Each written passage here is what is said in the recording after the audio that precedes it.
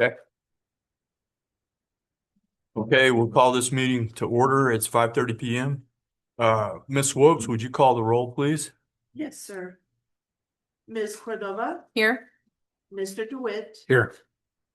Mr. Merritt, Here. thank you. Ms. Ortega, Here. Mr. Rackler, Here. Mr. South, Here. Ms. Smith, Here. Mr. Watkins, Here. and Mayor Davidson. Here. Everyone is accounted for and there is a quorum.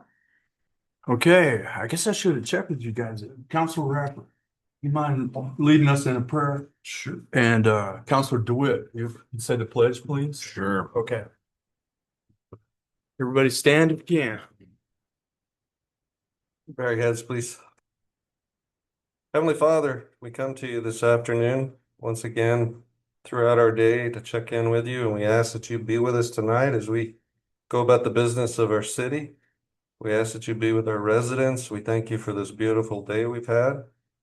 We ask that you watch over us, that our decisions are made with you in mind and with the citizens of our community in mind. All that we do because of the grace that you've shown us through your Son and our salvation. We ask it in your Son's name. Amen. I pledge allegiance to the flag of the United States of America and to the republic for which it stands, one nation under God, indivisible, with liberty and justice for all. I salute the flag of the state of New Mexico, is the symbol of perfect friendships among united cultures. All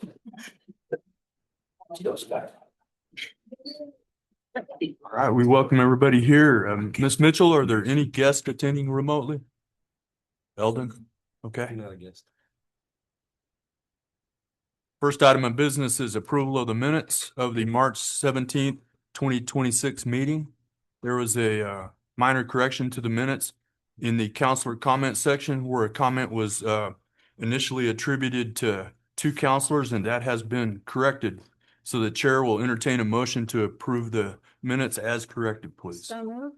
Second. Okay, motion by Counselor Smith, second by Counselor Watkins. To approve the minutes of the March 17, 2026 meeting as corrected. All those in favor say aye. Aye. All opposed say no. I'll abstain, Mr. Mayor, being absent for that meeting. Okay. Motion carries. Minutes are approved with one abstention. We will jump. We had no public speakers tonight. No need to read the disclaimer. We will jump right to presentation item 1, which is a proclamation honoring emergency telecommunication dispatchers, April 12th through April 18th, 2026. There's a lot of whereases here, so hang with me.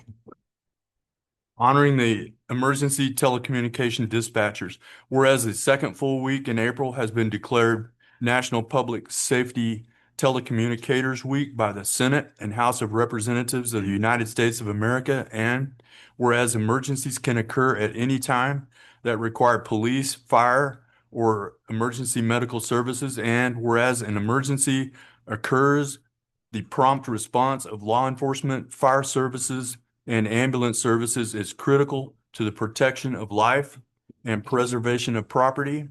And whereas the safety of our deputies, police officers, firefighters, and emergency medical personnel is dependent upon the quality and accuracy of information obtained and relayed from citizens who access the 911 emergency system. And whereas public safety telecommunicators are the first and most critical contact of our citizens have emergency services, and whereas public safety communicators are the single vital link for our first responding personnel by monitoring their activities by radio, providing them with information, and ensuring their safety. And whereas our public safety telecommunicators daily serve the public in countless ways, without due recognition by the beneficiaries of their services. Each public safety telecommunicator has exhibited compassion, understanding, and professionalism during the performance of their job in the past year. Between the thin red line, white, and blue lines of public safety lies the thinnest gold line. This goal line represents those who rarely are seen, the dispatcher. The calm voice in the dark of the night and golden glue that holds it all together. Now, therefore, I, Michael W. Davidson, Mayor, City of Portales, New Mexico, in recognition of this event, do hereby proclaim the week of April 13th to April 19th, 2026 as Telecommunicators Week. Ms. Combs, would you join me up front, please?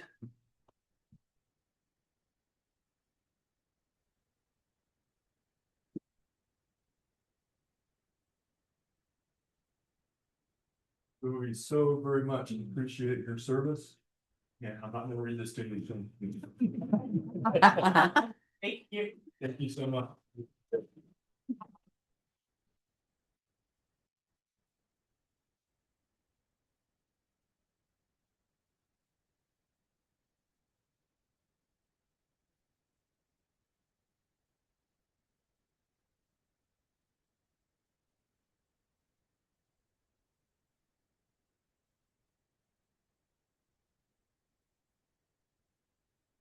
You know, I will say what that proclamation cannot fully capture is the weight that is carried on the other end of that line. And call after call, day and night, dealing with fear, confusion, and crisis.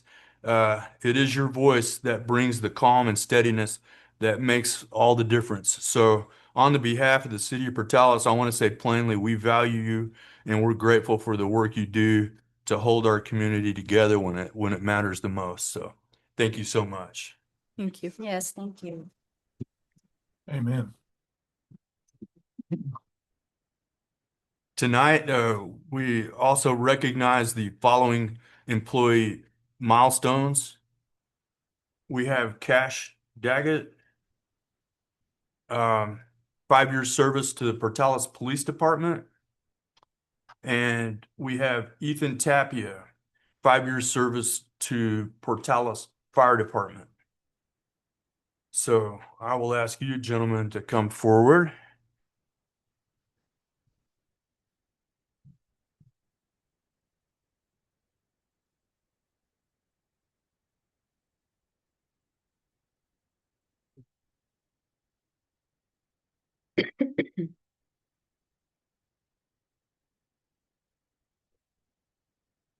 Fire Department, do you?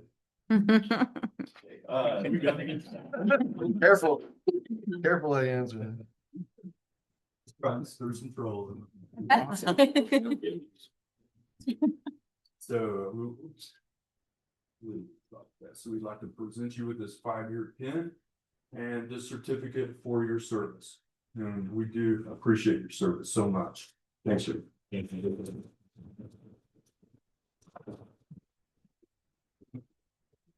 Other 5 year pin, Ethan, we appreciate you so much. We appreciate the service you give to our community. So, thank you so much.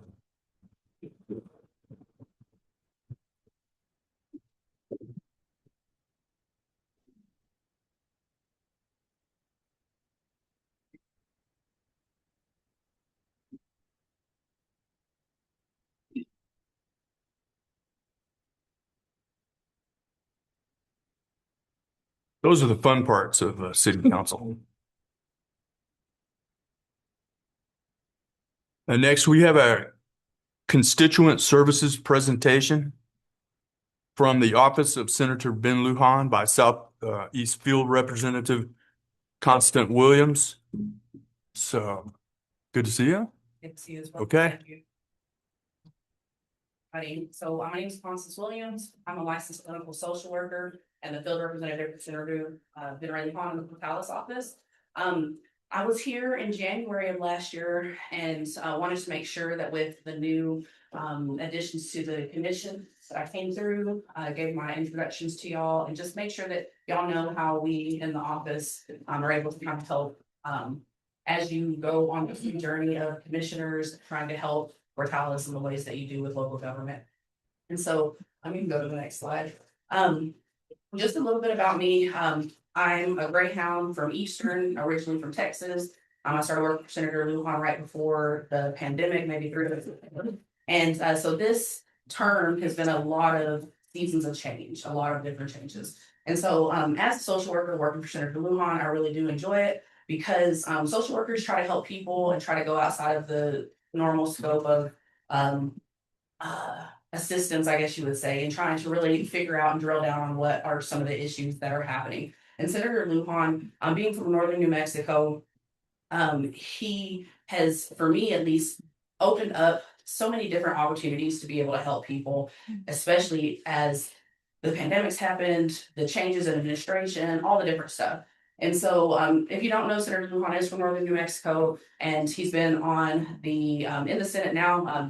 He's running for re-election this year, but he's on multiple committees that impact our area, specifically the ag SNAP nutrition committee, and as well as telecommunications things that y'all were talking about earlier. And so you can go to the next one.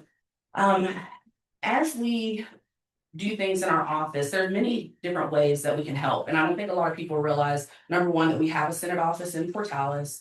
Number two, all the different ways that we can help. And like I said, it's just right around the corner out there on the square. And so I'm here to kind of tell y'all about that. And I hope that I make it fun and inspiring to y'all, and that you want to come by and talk to me, give me a call. So there's policy areas that we help with. That's the most obvious because it's a legislative body. A lot of times people will call us about judicial issues and we can't help them with that because we are a legislative body, but we try to connect people with the most appropriate place. So we don't ever just say, hey, sorry, I can't help you. We will try to make sure that there's a connection that's made.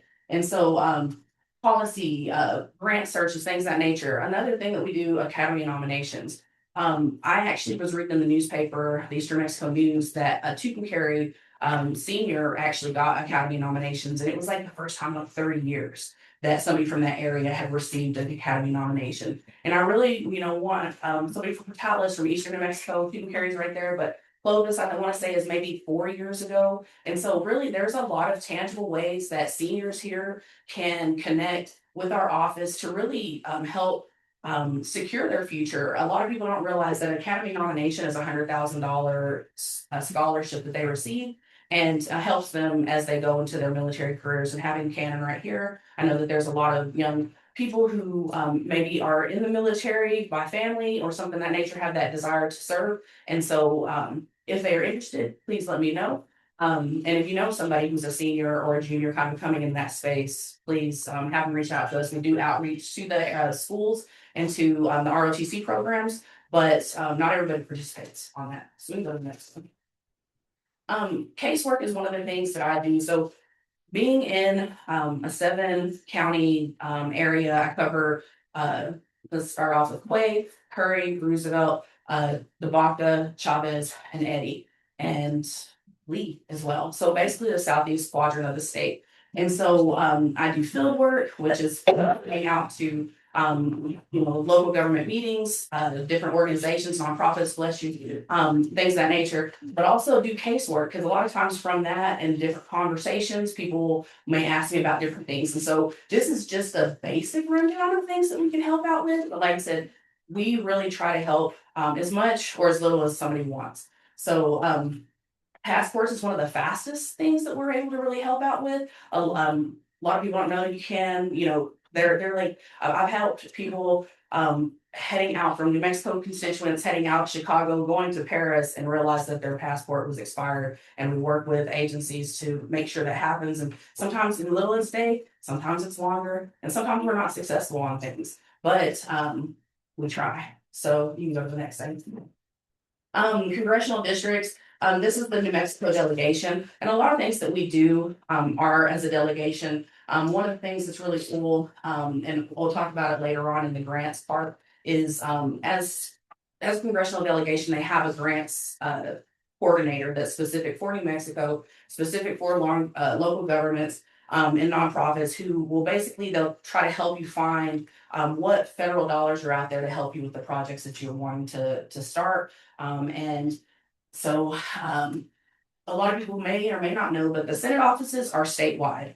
And the congressional offices are in districts. And so sometimes people will reach out to us, but what we try to do when it comes to casework is if one office is working on something, we try not to duplicate services because really, it's gonna be the same whether or not you go to Senator Hunter's office or our office or one of the congressional House members. A lot of times people may find frustration and they're like, oh, go here, and if we get more of the congressional delegation on it, then it'll make a difference. Sometimes that messes up the functionality of how federal offices function. And so if you reach out to us, feel free to let us know that, hey, we've talked to so-and-so. And sometimes, like I said, there's casework that one of the House offices has worked on that constituents like, hey, I don't really feel like they heard me on this or whatever. And so we'll dig a little bit more and try to help where we can. You can go to the next one.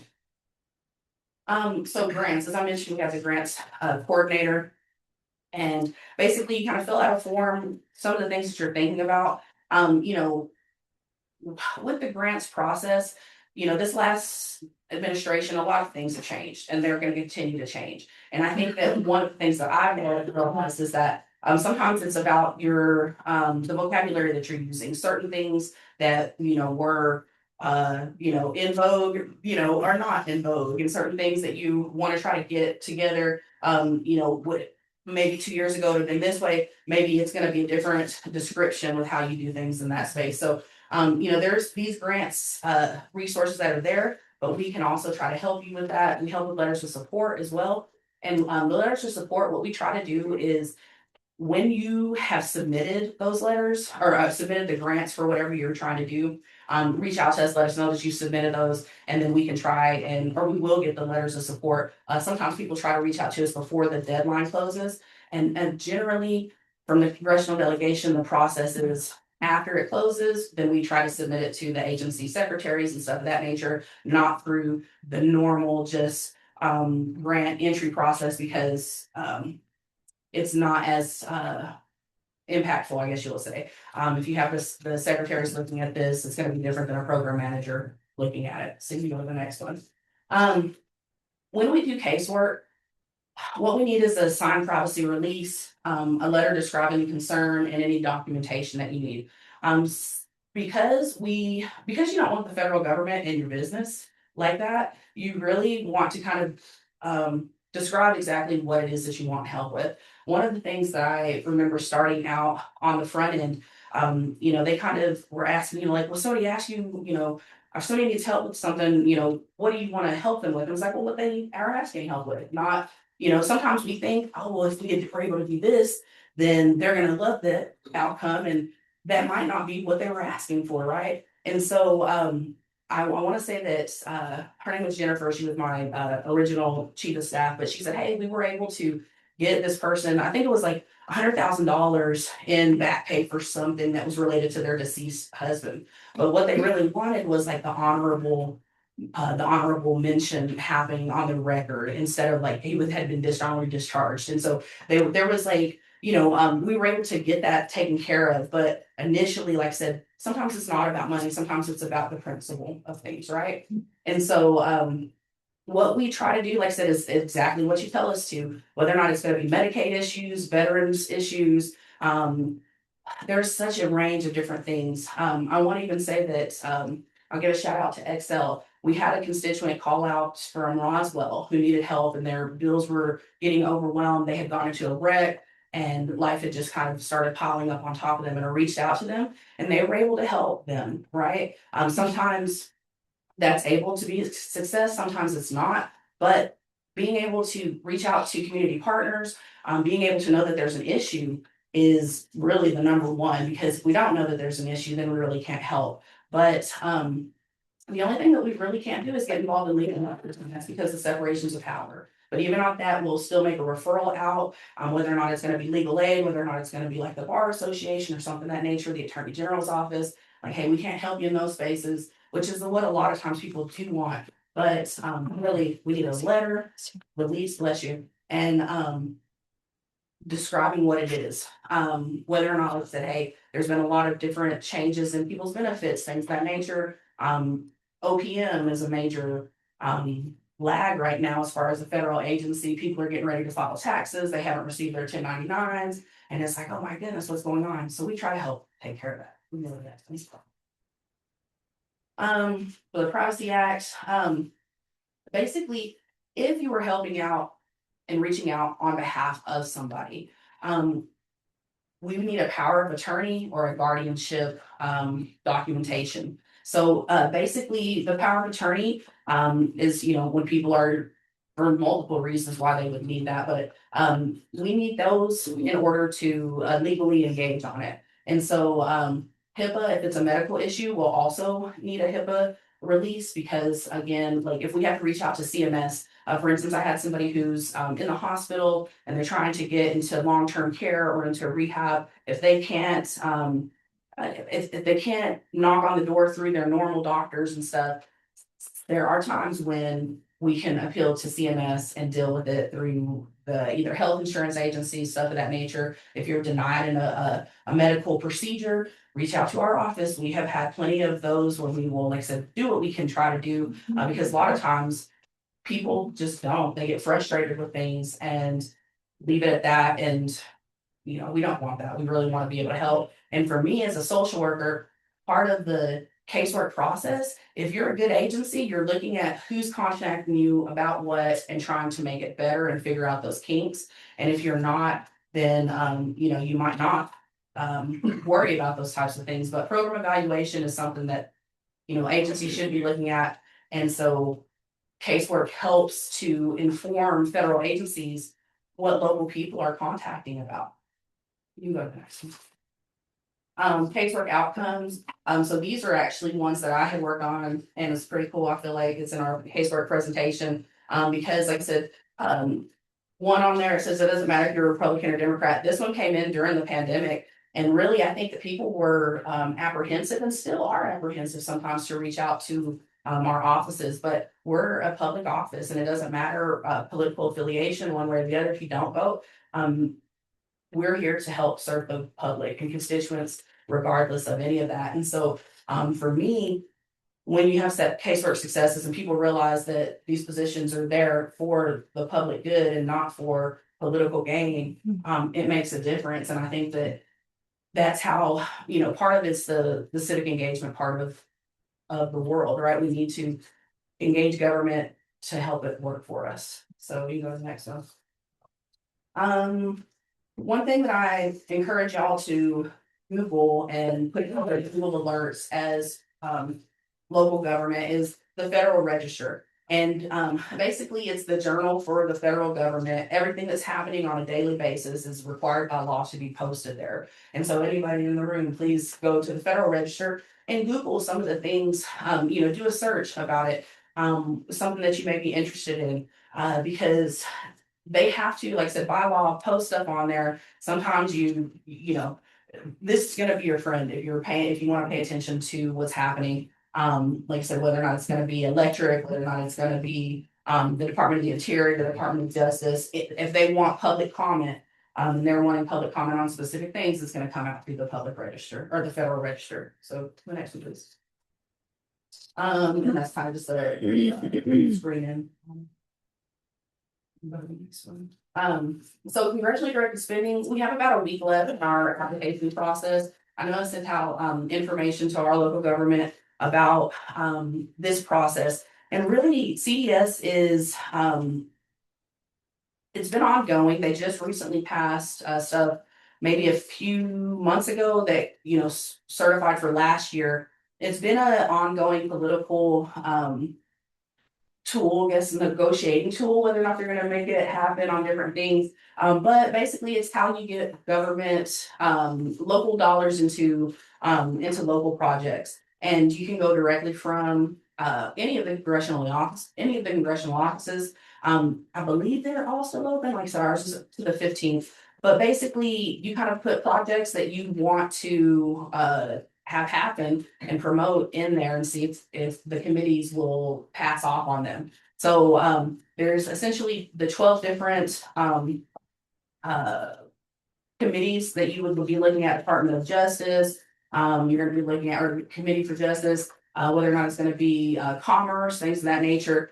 And like Department of Interior deal with local parks and things of that nature. And so if you're trying to do something in that space, maybe you want to submit a CDS request. And then our office essentially vets that, talks with y'all more in depth about what you're trying to do, and then ultimately tries to pass that through the finish line with committee. Committee is the final say so on what projects they do and don't want to support. And if you look at CDS on our website or any of the other ones, you can see kind of where things have been at. But again, everything changed really this last year. So what it is may not be. And, I think that there's just always put your hat into the arena and see what comes out of it. But if you have any questions of that, please let me know. I think that some projects came in through on that. You can go ahead and go to the next one. Those are the different appropriations committees, the water, energy, homeland security, things of that nature. You can go to the next one.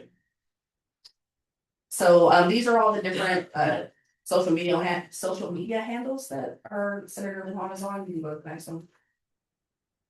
And all our offices, again, I think Portales is unique and fortunate to have a Senate office. I really hope that we can leverage the resources that we have here, given the new eyes that the commission has and the efforts that you're trying to take to, help Portales.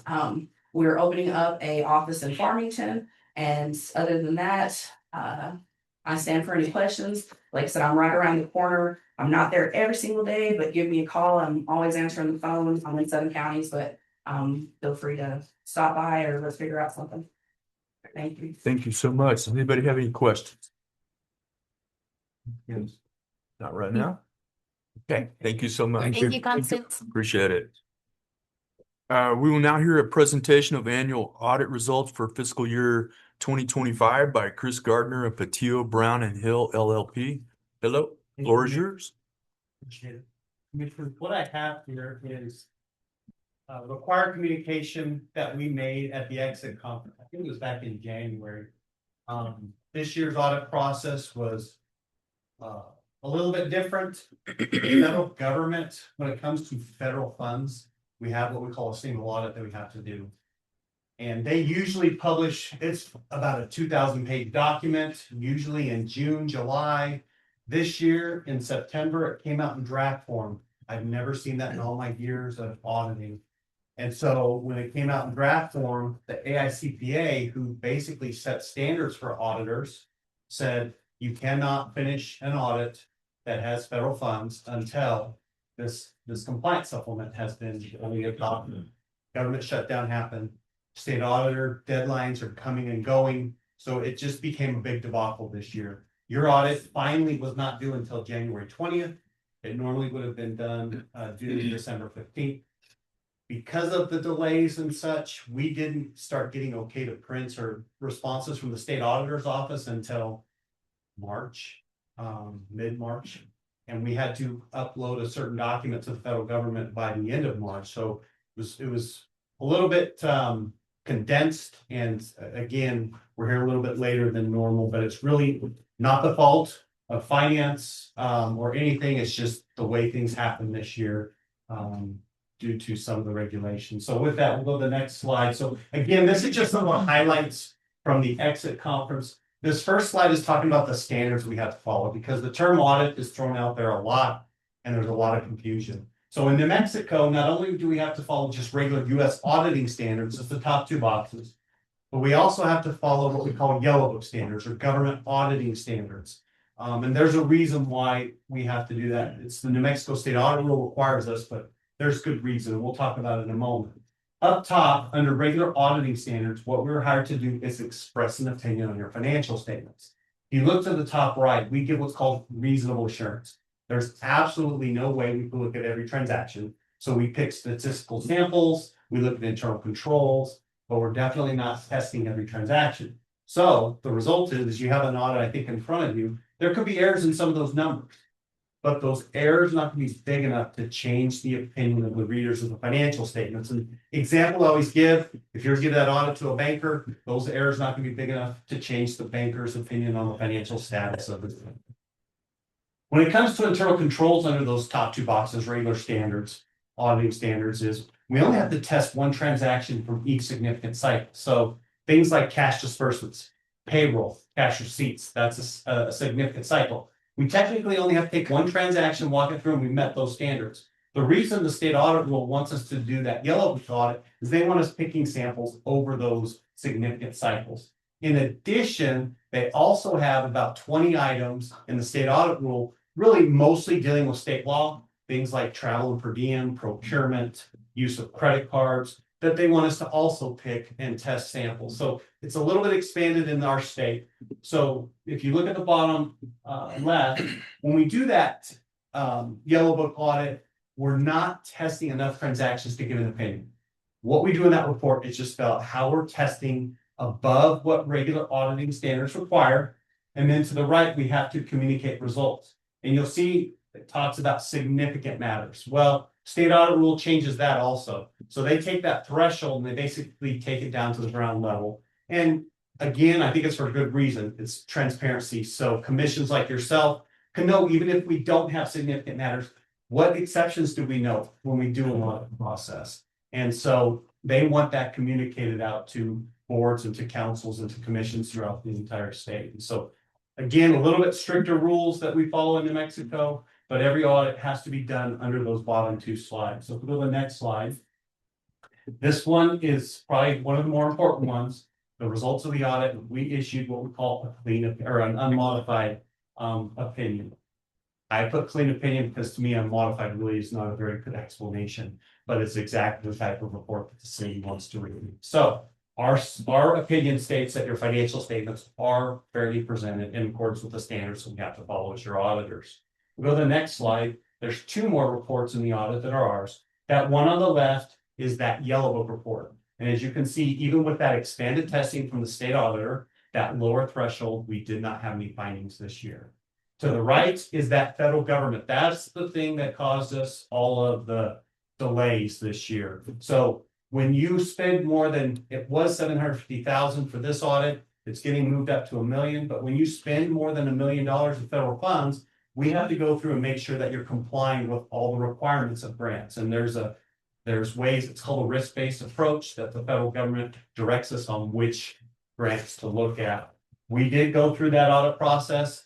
We do give an opinion on the single audit portion, and we also gave an unmodified opinion. So both opinions are exactly the type of report that the city wants to receive. We go to the next slide. The whole reason for this communication is to give the commission a feeling of how are your financial records being maintained. And as you can see on the right, we did not have any issues. The documentation was in good order. When we asked for support, it was given to us timely. And so again, the communication is your financial records are being well maintained. We go to the next one. This is also a very important one.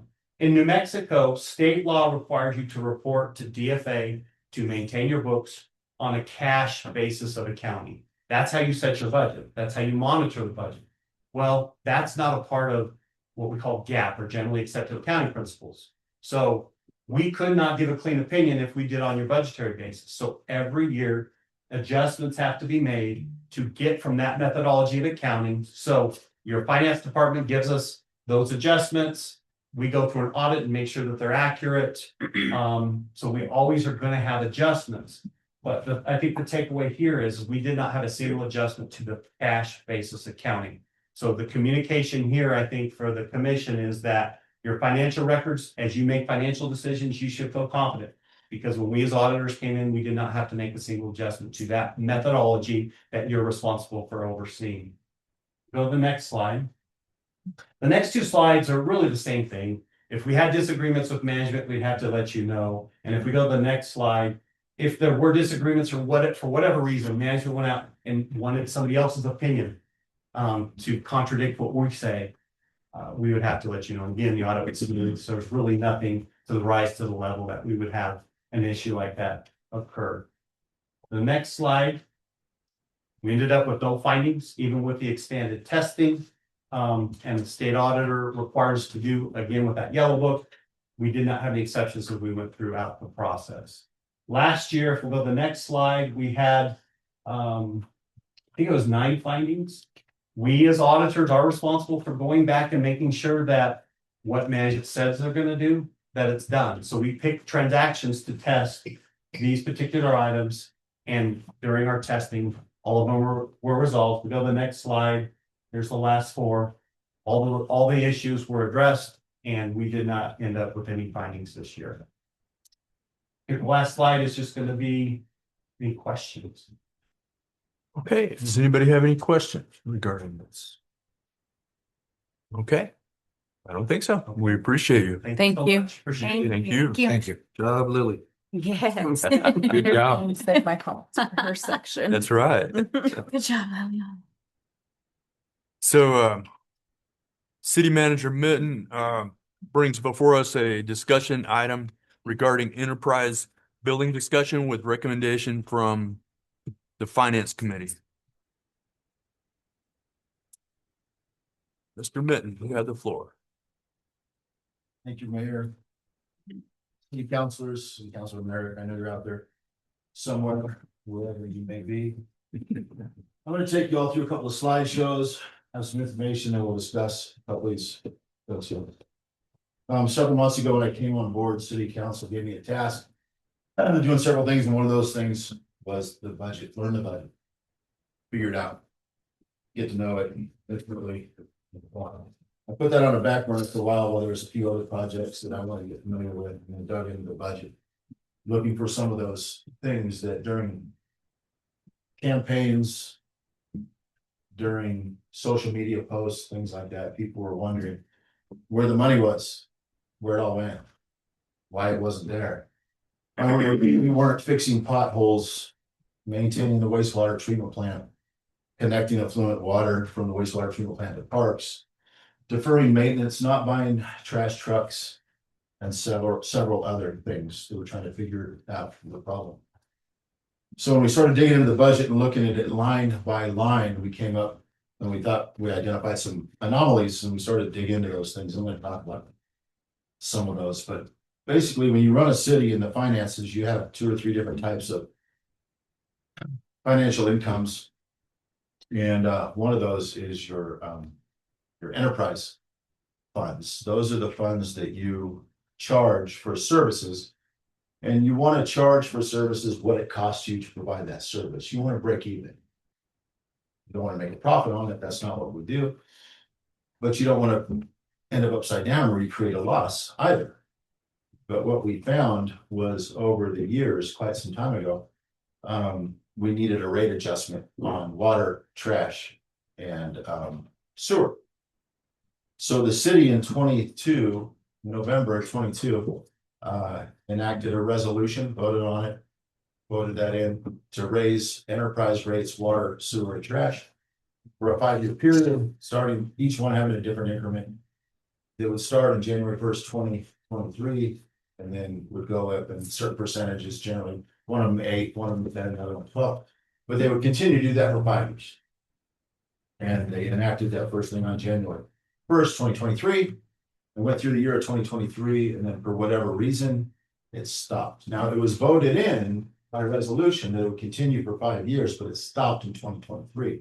And I'm going to talk about what that did to the city. Next slide. So we're here to talk about this. I just mentioned it, we had a multi-year utility rate plan. It was lawfully approved by council. That rate plan, resolution 22, 23, 24, that's the name of it.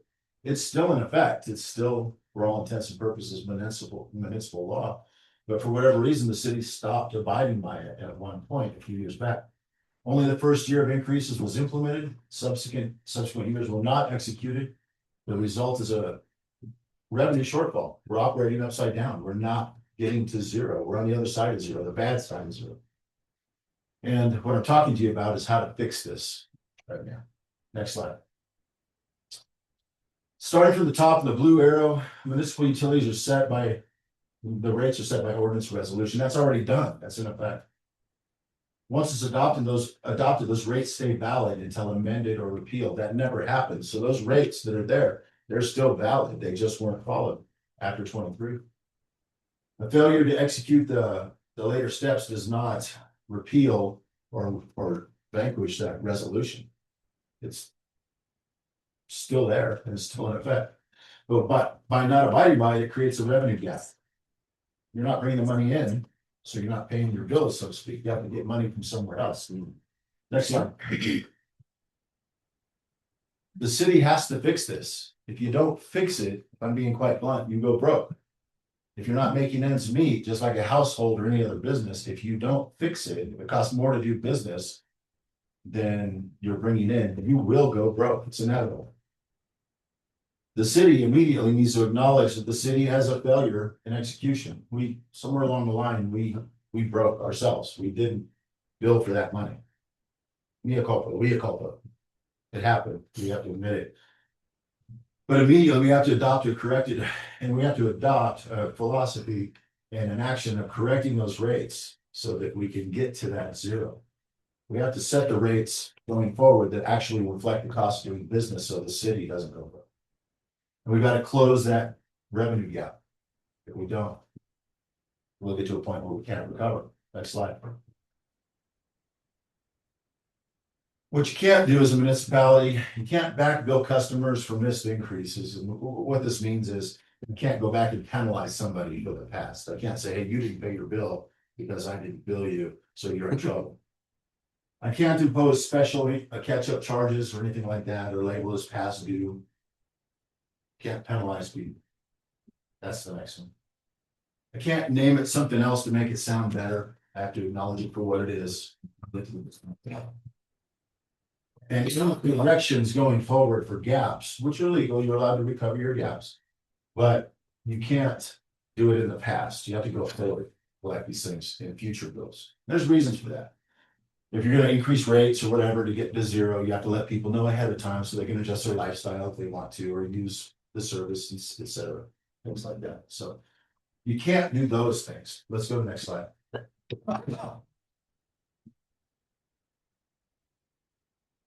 But adjusting those rates to where we're supposed to be today, it's legal, it's moral, and it's ethical. But even more than that, it's essential. Take your time, we're good.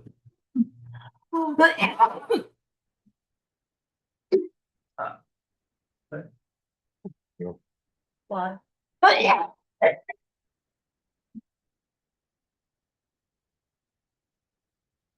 Sorry. But yeah, no need to be sorry. So we have to get back to those rates that were voted in so that we can break even and continue moving forward, not borrow money from other funds to make it. We're not changing policy. We're following what was voted on. Going forward, any changes or anything like that, that's up to the council. The council sets the rates. Any corrections have to be in the future. You can't go back and do sins of our fathers type of thing. Something we all have to understand is delaying anything, waiting another day, puts the city farther and farther in debt, so to speak.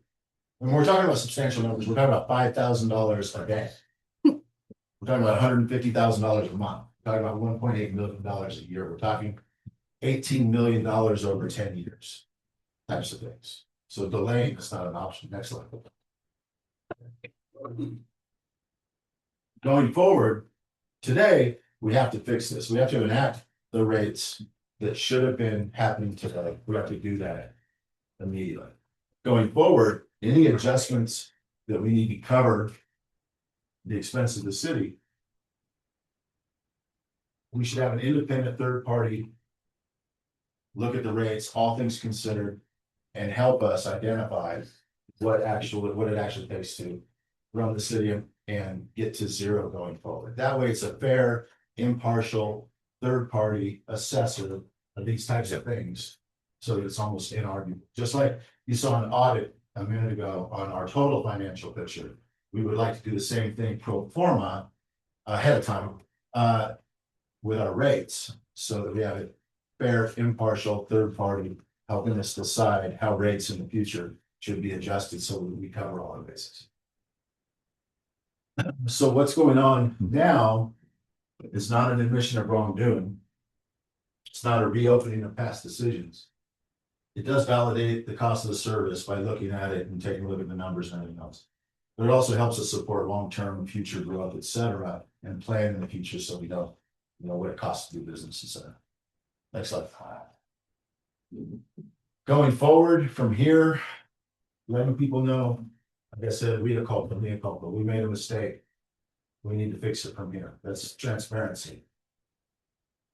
Adopt a plan to get to where we need to be. The funds recovered, coming back in, getting where we're supposed to be, those go to the utilities to which they're supposed to cover the business for. They don't go to general fund or other things, they go to enterprise funds. There's one caveat to this.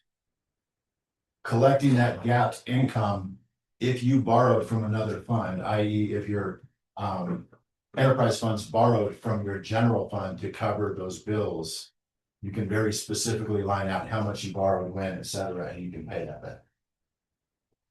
But generally, if it's enterprise funds or utilities, the money collected goes to utilities. Any changes forward to cover any gaps, an independent third party, like I mentioned, helping out with that. But the main thing is what we're doing right now, declaring our mistakes, letting people know what happened, letting people know that we have to cover that gap, and then sharing the information going forward. So there's light on it. There's no discrepancies. There's no secrets. We just move forward and fix it so we can go forward as a city. Next slide. All of these things I talked about hold up. They've been done before. We're not the only city that's been in this predicament. We don't charge retroactive charges. I talked about that a couple slides ago. This position, albeit there was a mistake, we're in a strong legal position to defend it, needed to be, because we're only charging for what it costs to do business, not anymore. It protects low usage customers because you're only paying for the service that was provided. It preserves conservation goals as written into the original document, the resolution. There were things in there for basic services, but also the more you use by volume, the more you pay in higher tiers, et cetera. It preserves that. But more specifically, it meets the fiduciary, i.e. you get the money that it takes to do the business. It meets that responsibility and obligations going forward. Please, next slide. Bottom line, you can read it for yourself. There was a gap created. The only right thing to do, legally, morally, and ethically, is cover that gap. Doing so immediately gets us back on track, of course, with resolution. That resolution stands for all intents and purposes. It's law, and we need to get back to it. Inaction is the highest risk because every day it's 5,000 plus or minus more dollars that we go into the hole. I believe that's the last slide. I've got one more slideshow for you. Cover some of the same things. Any questions this far? Next one. I think it's that one. Got Connie Solomon here real quick. All right. I need to stop the bleeding now. That should just be the title. Stop the bleeding now. We're throwing $5,000 a day away. Next slide. Is it urgent? Yes. Purpose of the briefing, inform people. We made a mistake. We didn't bill from the last day in 23 going forward to today. We didn't do it. We billed, but we didn't bill the correct rate. The rate that was voted in. Next slide. $148,000 a year, $150,000 a year. Next slide. Next slide. I talked about the gap already. We stopped in 20, we voted in 22, started in 23, for some reason didn't start on 24, and we forgot about it. Next slide. Let's talk about some consequences of inaction. Next slide. Per year, everybody get that figure? Pretty good size figure. Next slide. Now it gets bigger. That's this year. If we were to do nothing next year, it's bigger than that. And then 2027 is much bigger than that. It grows, expands. Much bigger. Required administrative action. Next slide. Move forward in time to today. Go from the last day in 2023, move forward in that financial timeline to today, and start the billing rates on 1 May 2026, where they would have been anyway if we would have kept going through that timeline. It's no different to the penny. It's exactly where we would have been. Just start on 1 May and start building where we would have already been had we not forgotten it. Not doing that carries you well past that $1.8 million per year gap. Money's not received. $1.8 million of road maintenance that I gotta put into this. Wastewater treatment plant maintenance that I've gotta throw into this. Potholes, animal shelters, anything that I have general fund or strategic reserves available, because I can't have negative balances when I have it audited. They have to at least add to zero. That money's gotta come from somewhere. $1.8 million from somewhere else has to make up these differences. We can't wait on this. Next slide. Next slide. This action catches us up in time, doesn't back bill or penalize people. It gets us exactly to where we would have been, and we just followed the script to today. It's important to get that information out. It's important to let folks know, but it's equally important to catch up. Next slide. Household level impact, next slide, take a look at a couple of numbers. It's about the difference from 2023 to today on the total bill of services is about $30 difference a month. On average, that's the average.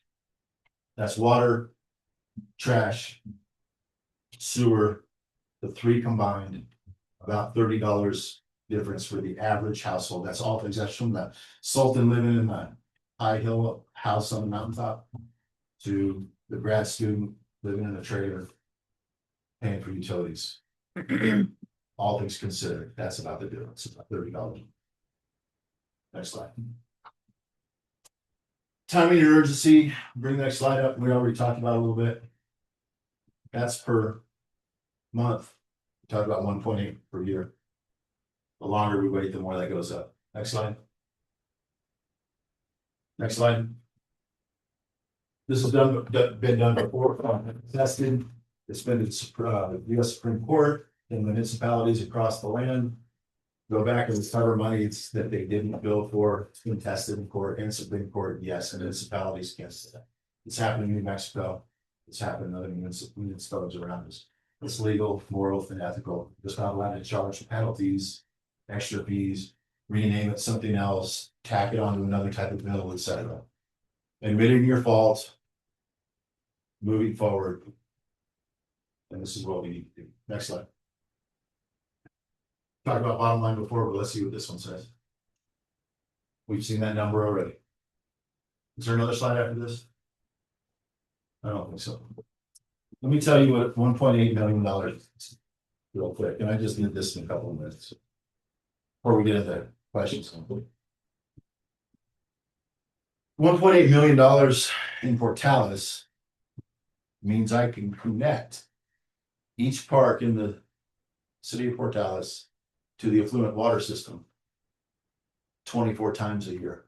I can connect them, unconnect them, connect them, unconnect them, connect them, unconnect them, every park 24 times every year. I could put in average 2 miles of avenue, boulevard type roads every year. That means rip one out, take it all the way down to the substrate, put it back in with gutters, manhole covers, striping, ADA compliant stoplights and everything else. 2 miles every year. I can do that kind of money. Every year I could build 4 more animal shelters, just like the one we just built this year. Every year I could fix 9,000 potholes. Every year I could demolish 120 dilapidated houses.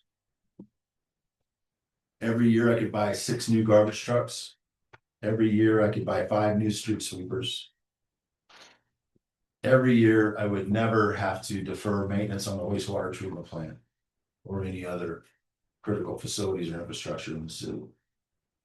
The bottom line is $1.8 million a year is not theoretical money. It was factored into resolution 22, 23, 24. The people of Portales need that money to maintain their critical infrastructure, to make sure their finances remain solvent.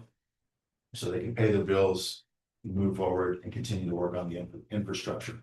And it's absolutely critical. That really ends the information I have for you. There's no decision to be made. The resolution stands. It was voted on. It's still there. I wanted to bring this information to you so you know, so we know what we're talking about. As the city manager, I am preparing to start the billing on the rate adjustment on 1 May 2026, so that the city can pay its bills and it recovers the correct amount that was already voted on and enacted in 2022. Billed in 23, stopped in 24 for whatever reason, but should have been going all the way through to this day. Subject to your questions. Do we want to start on this end? This point, I don't, a lot of questions have already been asked. I just want to say, I know that when we were campaigning, or when I was campaigning and doing a lot of door knocking, and I knocked on a lot of doors, and I would ask people 2 questions. I would ask them, what is it outside our water issue do you think Portales needs? Second question was what you loved about Portales. And the first question, I got a lot of the same answers, which I bet all of us in this room could anticipate. Roads, trash, all those sorts of things. Youth, taking care of our youth with a recreation center. All of these things are really good and valuable. It's what's going to help make our community a place people want to not only stay, but perhaps maybe even move to and grow. I know this is not the most fun thing to hear, but I cannot help but think, oh my goodness, instead of thinking of where are we going to go to get the money for all of these different things, we've actually been sitting on it all this time. Our community had actually already been in preparation to start paying for these things. So it's kind of an ouch, but there's that silver lining, you know. I mean, we're going to have the opportunity to do things. I can't get that out of my head because ever since being elected, I can't help but, you know, I've been thinking about where are we going to get money from? Let's learn about grants. Let's learn about this. Let's learn about that. These things that we want to address. And then to find out that so much of that money is right here. The community has been meaning to provide for it for the longest time. There was a mistake. We own it. We move forward. We correct it. And I know that one of the things that we have talked about as well is when we talk about grants, you know, which we've been learning a lot about, which is fantastic.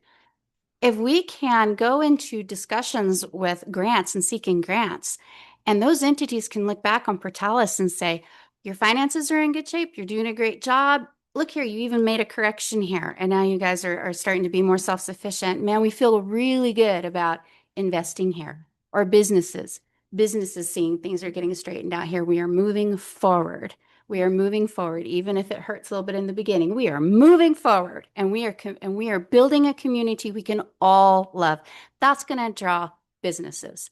So I'm concerned, and I know it's going to be a pinch, and a lot of people's initial reactions are going to be like this, you know, but it's for a really good reason. It really is going to benefit our community. And I'm sure I have other fellow counselors that want to maybe throw in there. So I don't want to cover everything and take everything everybody might want to say, but I just wanted to share that. I know, like I said, I think it's going to be a little bit of shock. It's going to be like ripping the Band-Aid off. It's going to hurt for a moment, but we'll settle in and we're going to start having the opportunity to see some great things. And for me, and I'm not making motions, I'm not trying to direct where that money goes, but I'm just thinking, I mean, wage increases, being able to beat McDonald's. I know that's going to be kind of an inside joke for some people, but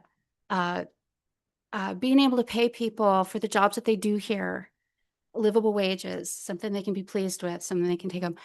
I'm just really excited about the fact that we're going to be able to take care of some of our own issues ourselves and then move forward.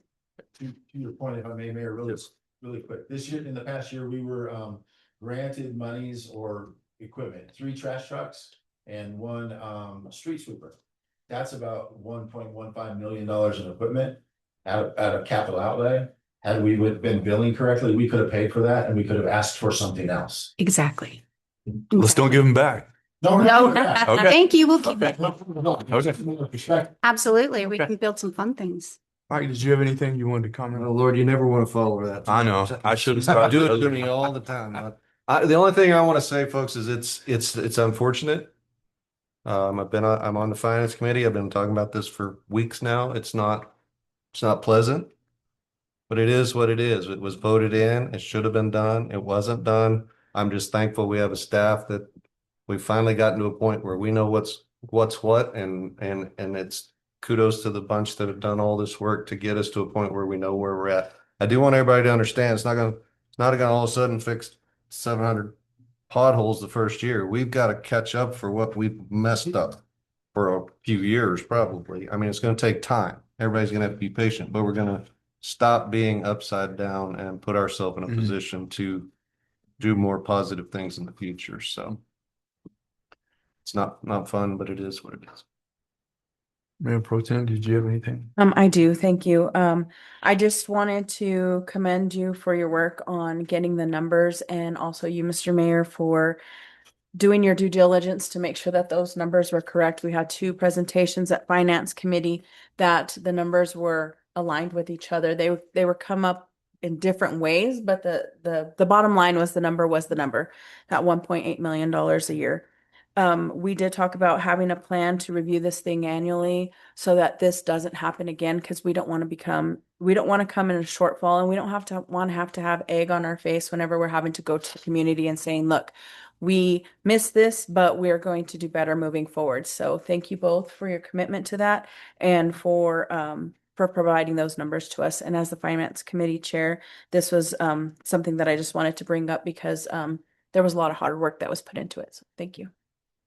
Do you have anything, Gary? Throw in there? We've been more transparent. And I think that's something that the citizens believe in and wanted. Here we are, we're being transparent. We found something. We're moving forward. That's it. Any other comments? Down that end? Oh, sorry. No, go ahead, please. I just want to say, I want to second on what Veronica said about checking on it yearly, so we make sure that this doesn't happen again. Too, because like, I know to me, $30 is a lot. So, I mean, I know as well as a lot of residents, we live paycheck to paycheck. So we scatter our mortgage, our rent, our bills and everything. And that's how we live. And what we pay our water and our electric and everything. And we have this much left over, that $30 is going to be a lot. So it might not be a lot to Bob or Sue, but it is to me and Jane and Jack. So what something is to one person, it isn't to the other person.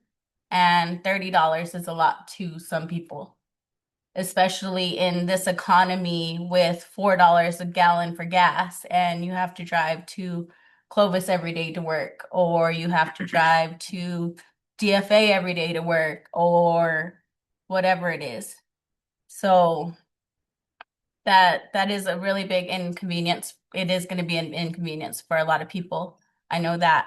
And with it starting May 1st, that's not a very big time gap for a lot of people for them to prepare. I have to admit. Is there an update we can get for the wastewater treatment plant and how that is going, since we do pay so much in our bill towards that?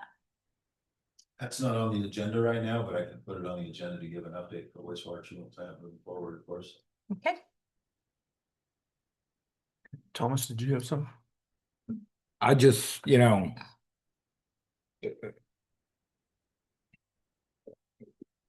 like the city manager said, we're not making the bills. We're not even breaking even at this point.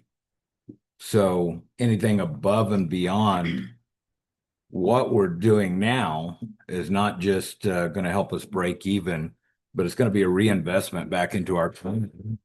That's the way I see it. I see it back as a reinvestment with all the things that he pointed out, which was potholes, trash trucks. it starts getting us pointed back in the right direction where we're not gonna change overnight.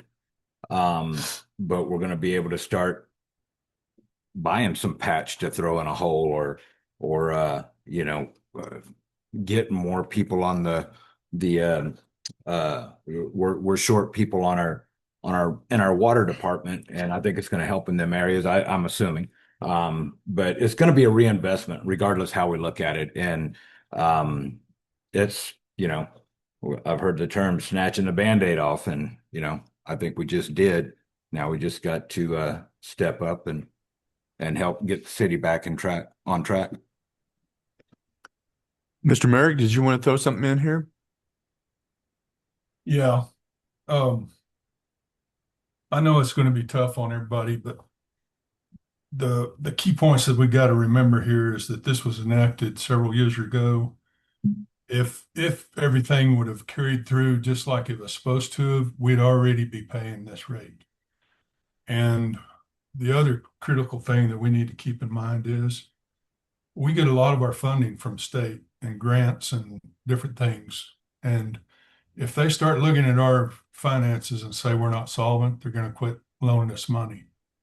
So we've got to get our house in order and to be able to keep that money from the state coming in. And if we don't, then guess what? We're footing the bill for everything because we're not going to get those state funds. So we've got to remember that. Yeah. I'll throw a couple of words in here. I don't like it. I don't like any time our bills go up, but sometimes it is an absolute necessity. Mr. Mitten charged me to find out where his errors were. He asked me, tear this apart, find out where I was wrong. And after about 30 hours from coming in from every different angle I could, he wasn't wrong. And from all different angles, it came up to the city of Portales is underbilling by 42%. And that would make perfect sense considering we went 12 years without a rate increase. During that 12 years, minimum wage went up 60% from $7.50 an hour in 2011 to currently $12.50 an hour in New Mexico. During that same period, the inflation, consumer price index went up 2.8% per year for a total of 47% increase, while the city of Portales went up 0. So this has been long overdue. It is an oversight, but I do know that when I ran for office, the charge that everybody, and I think they gave all these counselors, was the same thing. Fix this. And where is our money? Well, we found out where it was. It was not being collected on a lot of it. Some is, yes, of course. But we've just been getting a little bit more behind as time goes by, and that has compounded. So you want to know why our firefighters, EMS, did not get raises? The gentlemen that go out at 3 in the morning in freezing weather up to their knees in water are making a little bit above minimum wage, and why we got ourselves down to a single trash truck. Some days we had a trash truck, some days we didn't. Some days we had a trash truck and nobody to drive it. Those circumstances were caused by literally lack of revenue. And had we been a business, we would have been out of business or very near it or heading for bankruptcy. So I don't like rate increases, but this one is absolutely necessary to give the residents actually the kind of community that they deserve. So at any rate, that's my observation. And I definitely appreciate all the work that the finance team and Mr. Mitten and others that were overseeing this. And I do think that a professional assessment each year is a strong point let other people that are not involved with our city have a fresh set of eyes and advise us what to do going forward. But at any rate. Okay, if there are no further questions, we will move on. Thank you, Thank Mr. you. Mann.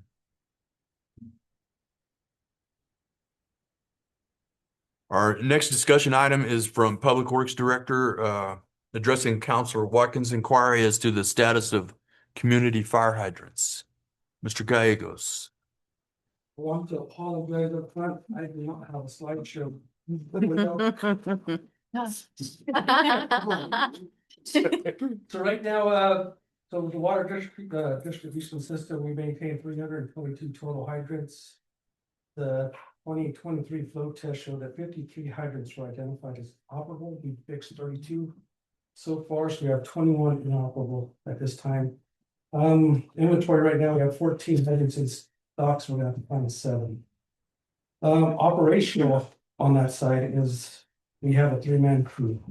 They're responsible for all the water and the sewer lines within the city. So the priority for the hydrants is very low at this point, and they try to fit it in within where they can.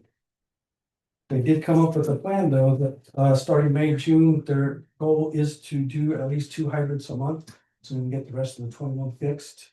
We also sent 2 to the manufacturer's warehouse or shop up in New York, where they learned how to redo hydrants themselves. So we might not have to purchase all of them. And then so at this point, our goal is to get the 21, and then once the 21 is hit, we're gonna basically start a life cycle replacement program plan for all of our hydrants and make sure that we don't get to this point. Do I have any questions? Thank you, Pat. And you know, if not, then that's it. Any questions for Pat? Appreciate it. Thank you. Thank you. Bring a slideshow next time, buddy. Yeah. Next up, action item 1, Finance Department, governing body's approval of resolution 2026-12, acknowledging and accepting fiscal year 2025 audit. Ms. Rivera. Presented by Mr. Gardner. Here. So yes, the resolution is just as it is. On the document, it's a requirement by our state DFA. It's acknowledging accepting the year 2025 audit. Typically, there would be a management response if there's audit findings, but there's none. So that's all I have. I'll stand for any questions. Okay, any questions? Can I start? You may. Thank you. You got a list there? I do.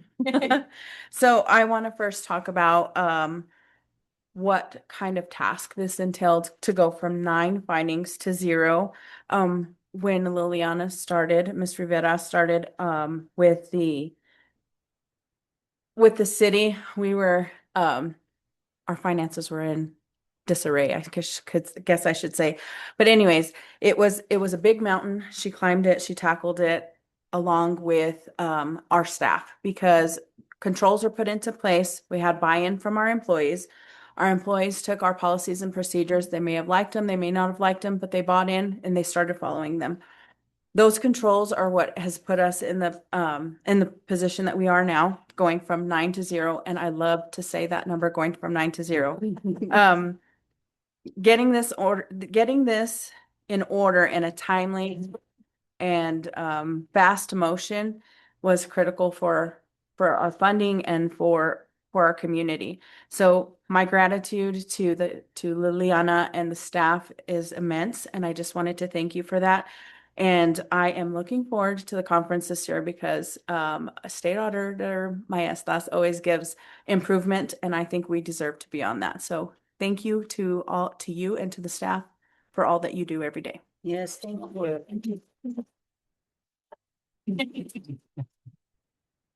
Any other question?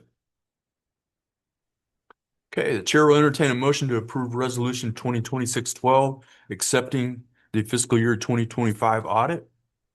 So moved. Second. Okay, got a motion by Mayor Pro Tem Cordova, second by Councilor Ortega, to approve resolution 2026-12, accepting the fiscal year 2025 audit. Is there any further discussion? Okay, this item involves city finances. Ms. Swopes, please call the roll. Yes, sir. Ms. Cordova? Yes. Mr. DeWitt? Yes. Mr. Merrick? Absolutely. Thank you. Ms. Ortega? Yes. Mr. Rackler? Yes, ma'am.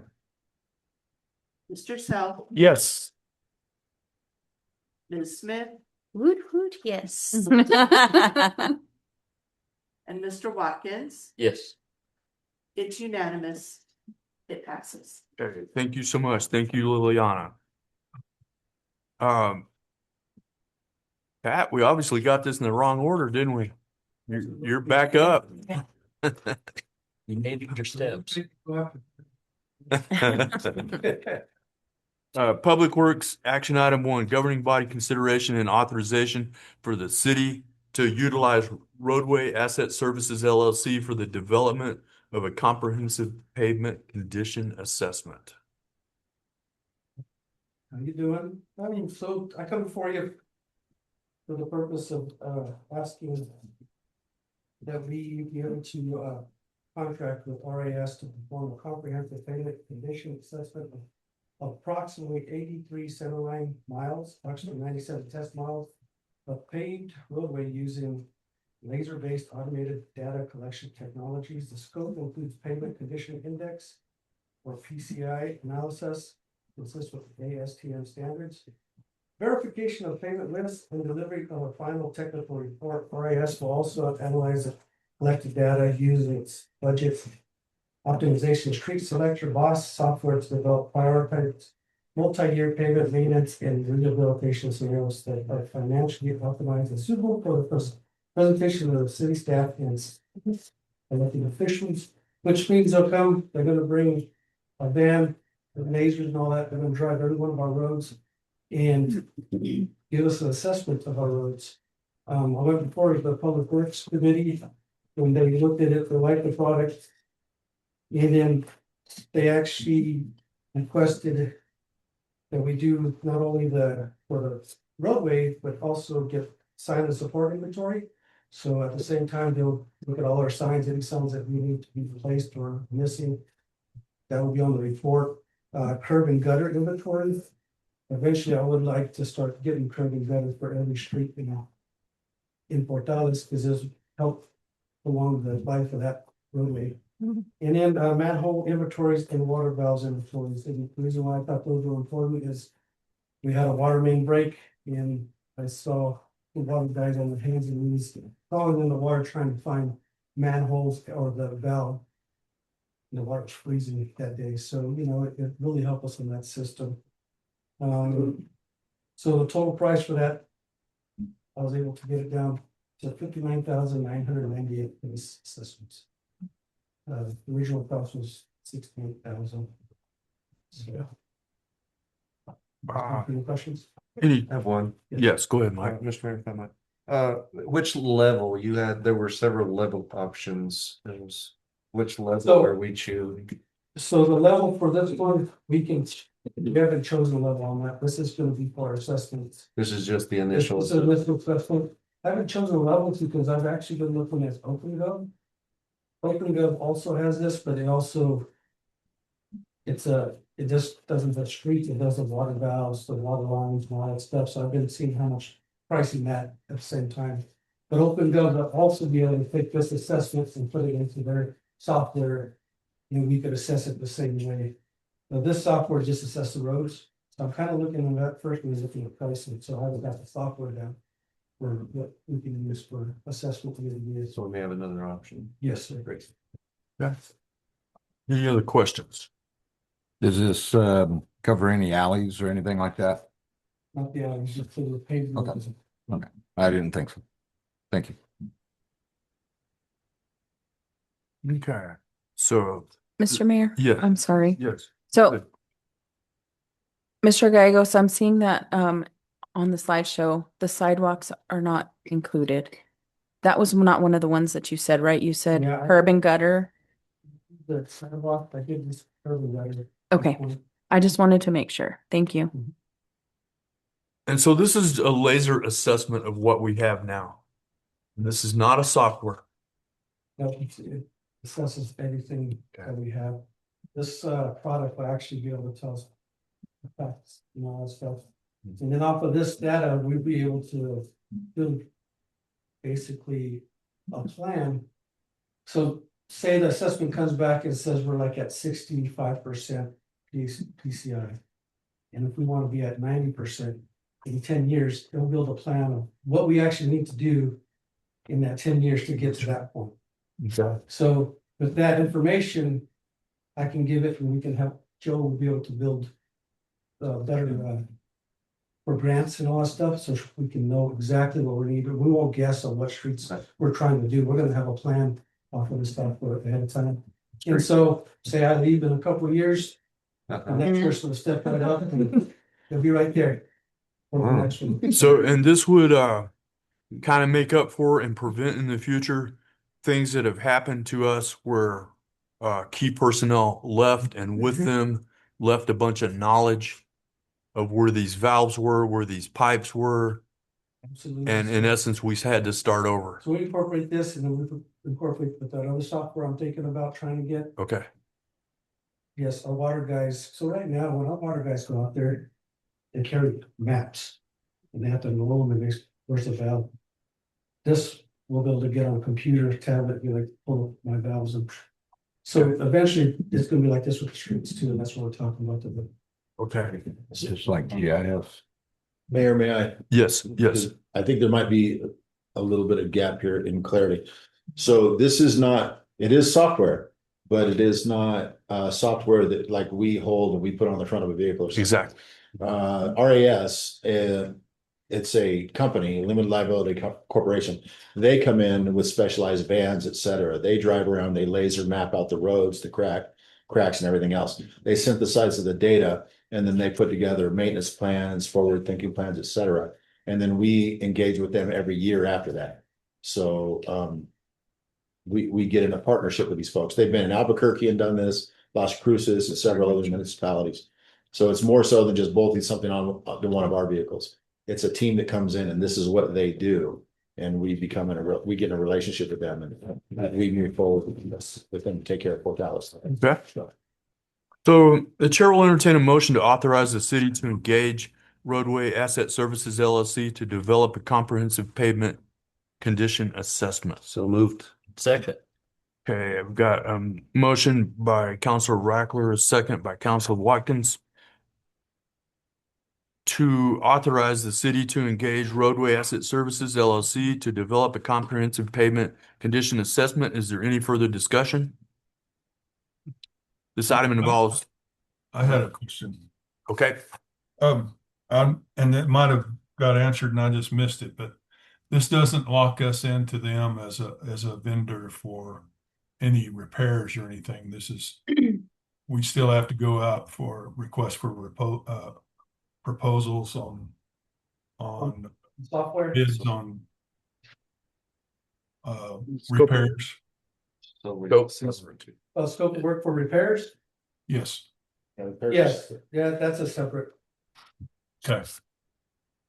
I just didn't want it locking us into them, because I thought that was a conflict there, so, No, they don't do repairs, they just give us assessment of the roads. okay. Okay. involving financial matters. Ms. Swopes, would you please call the roll? Yes, sir. Ms. Cordova? Yes.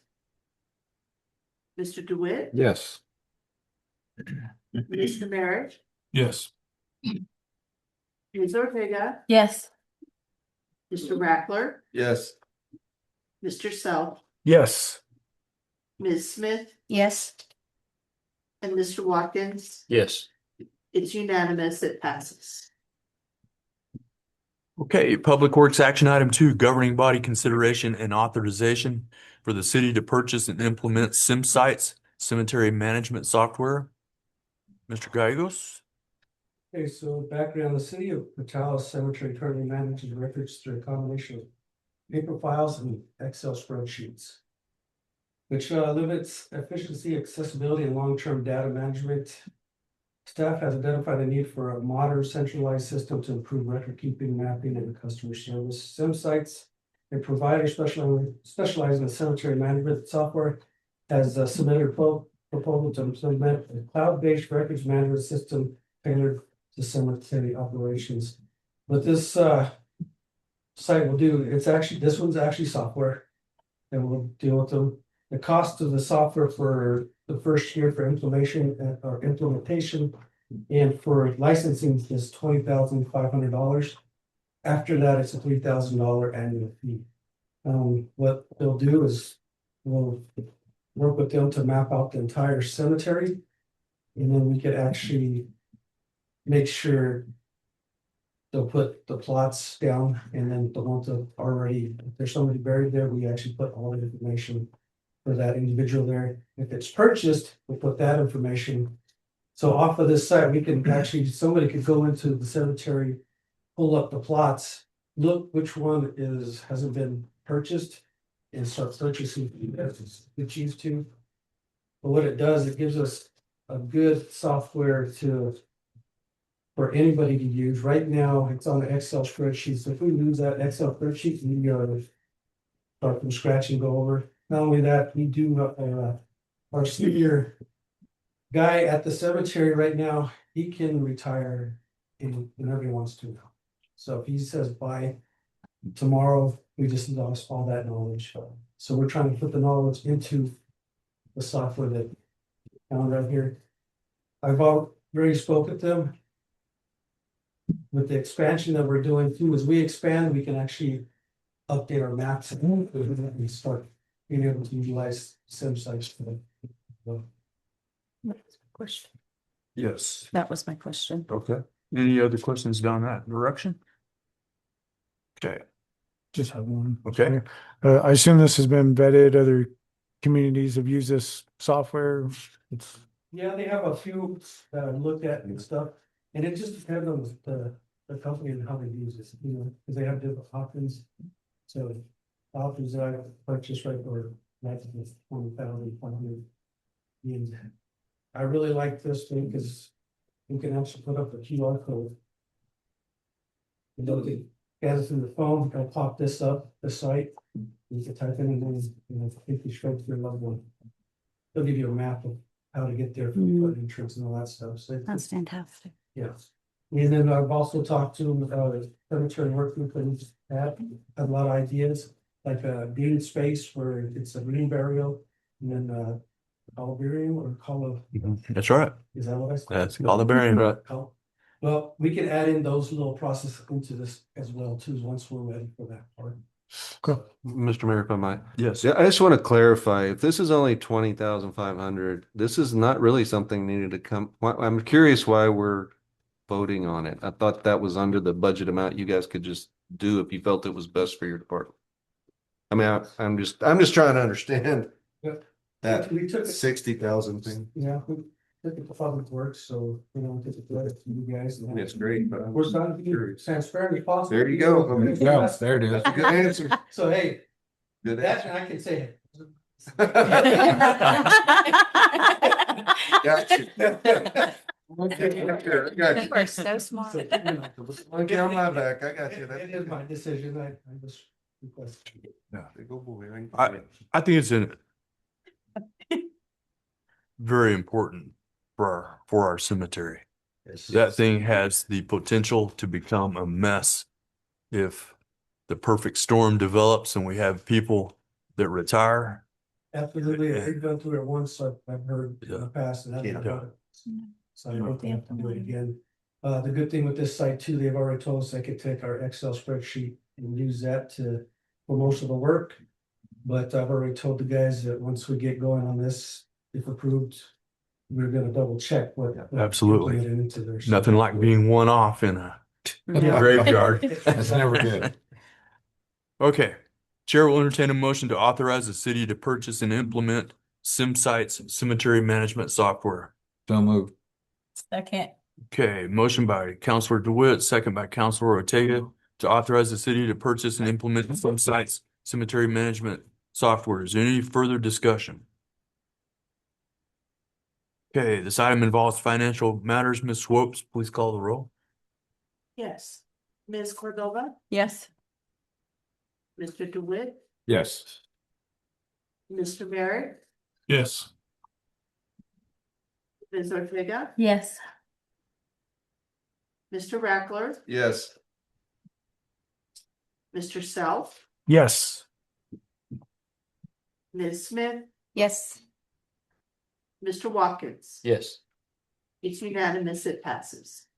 Okay, thank you, Pat. Work on that slideshow, buddy. Three separate ones. Okay, we have community services action item 1, governing bodies consideration and authorization of planning and zoning commission's recommendation to adopt the proposed numbering of potentially dangerous structures. Ms. McClellan, floor is yours. So what I'm here to seek your approval for the abatement priorities for fiscal year 2026-2027. And this is the first time the document like this has come before you guys, so I'm gonna give you a bit of history, explain what we're going through, and to see it next year, and I won't do as much history. So historically, the staff has picked the houses that they're gonna do next, clean up or abate. Staff picks it.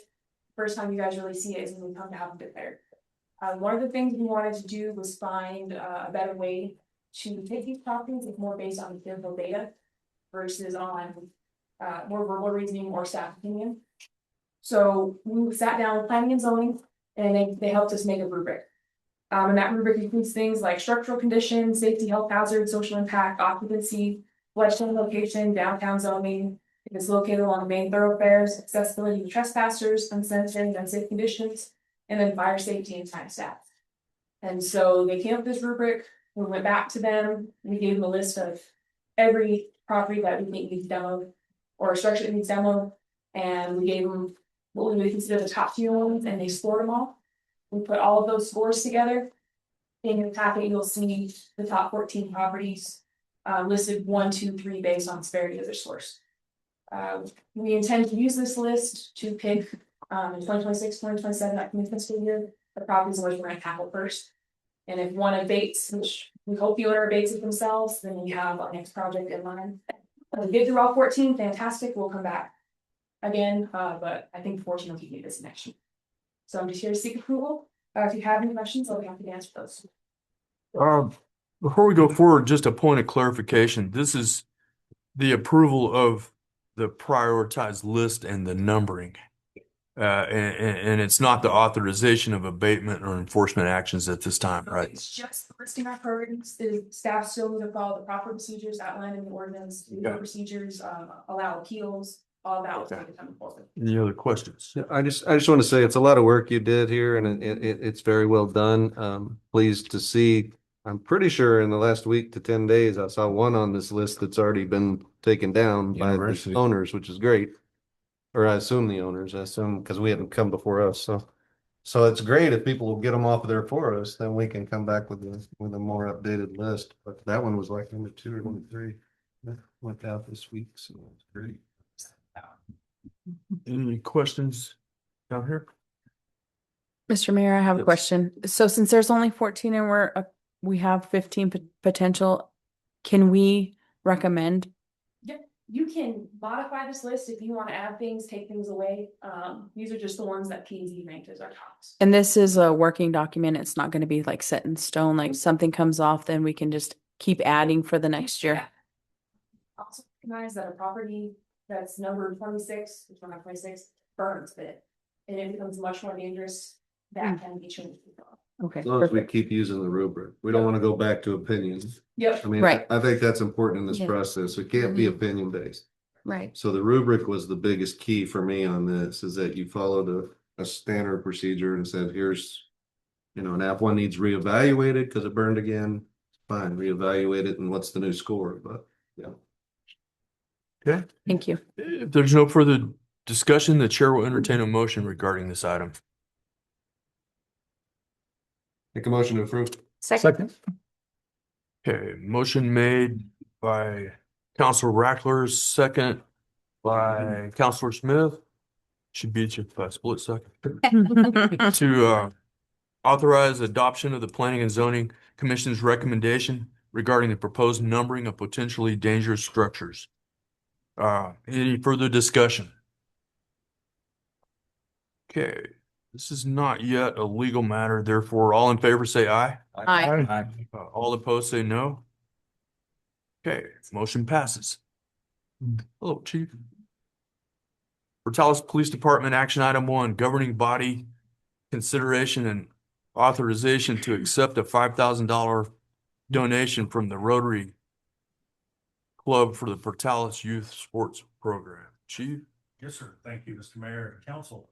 As you just said, just asking for your consideration and approval for us to be able to accept that donation from the Rotary Club. I believe they have plans to do, they want to do like a big check or something like that. And of course, when we do that, we would have TJ there. Since he's from Absolutely. Okay, excellent. Well, I'm gonna ask anyway. Are there any questions about this? Anybody dare want to talk about it? Okay, Chair will entertain a motion to accept $5,000 donation from the Rotary Club for the Portales Youth Sports Program. So moved. Second. Motion by Counselor Smith, second by Counselor Watkins to accept a, Mr. Mayor, I did So- make the motion. so- though. so, did I say Smith? Yes, sir. You did. Sorry about that. Okay, to accept 5,000 donation from the Rotary Club for the Portales Youth Sports Program. Watkins, sorry about that.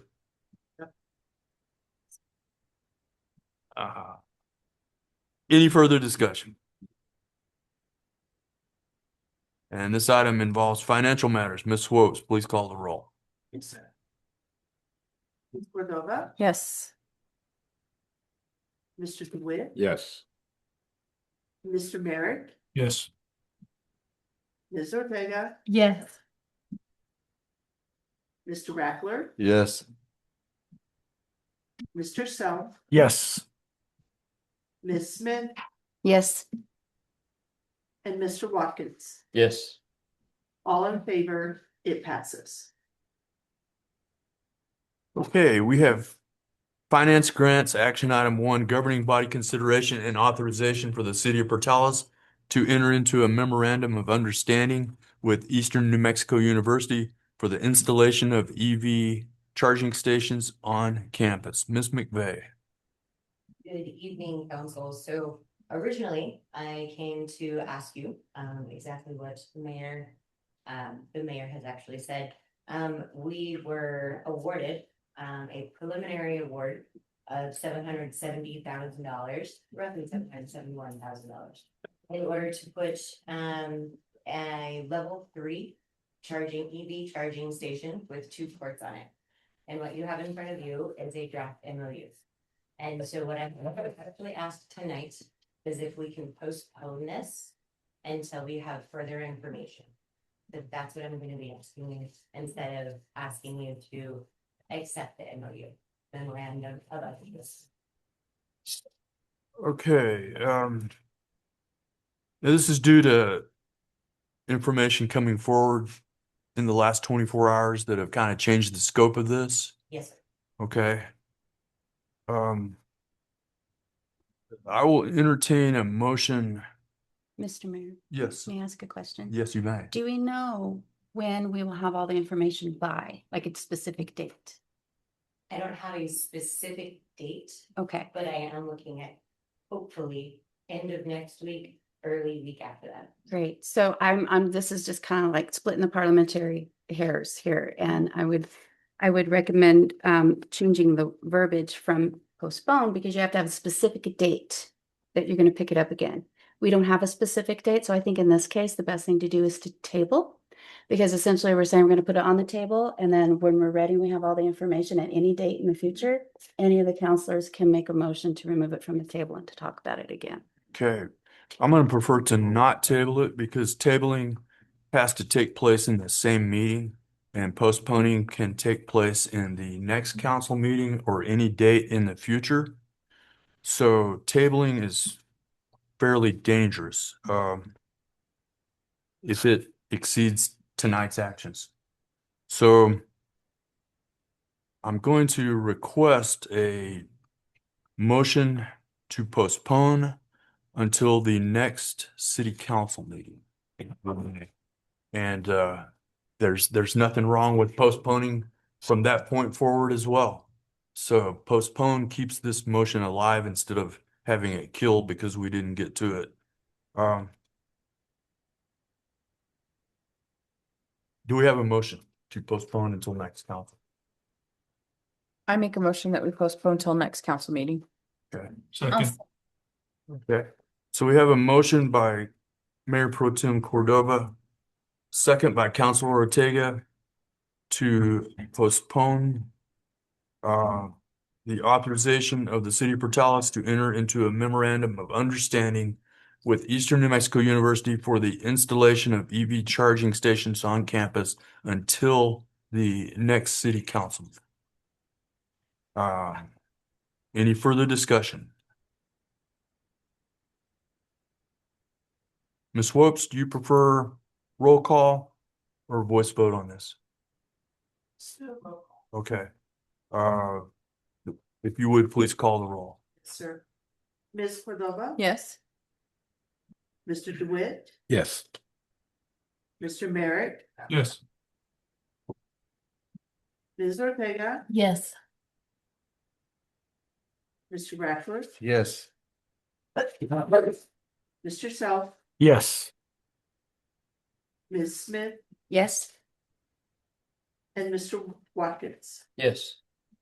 It's unanimous. Thank you, Joe.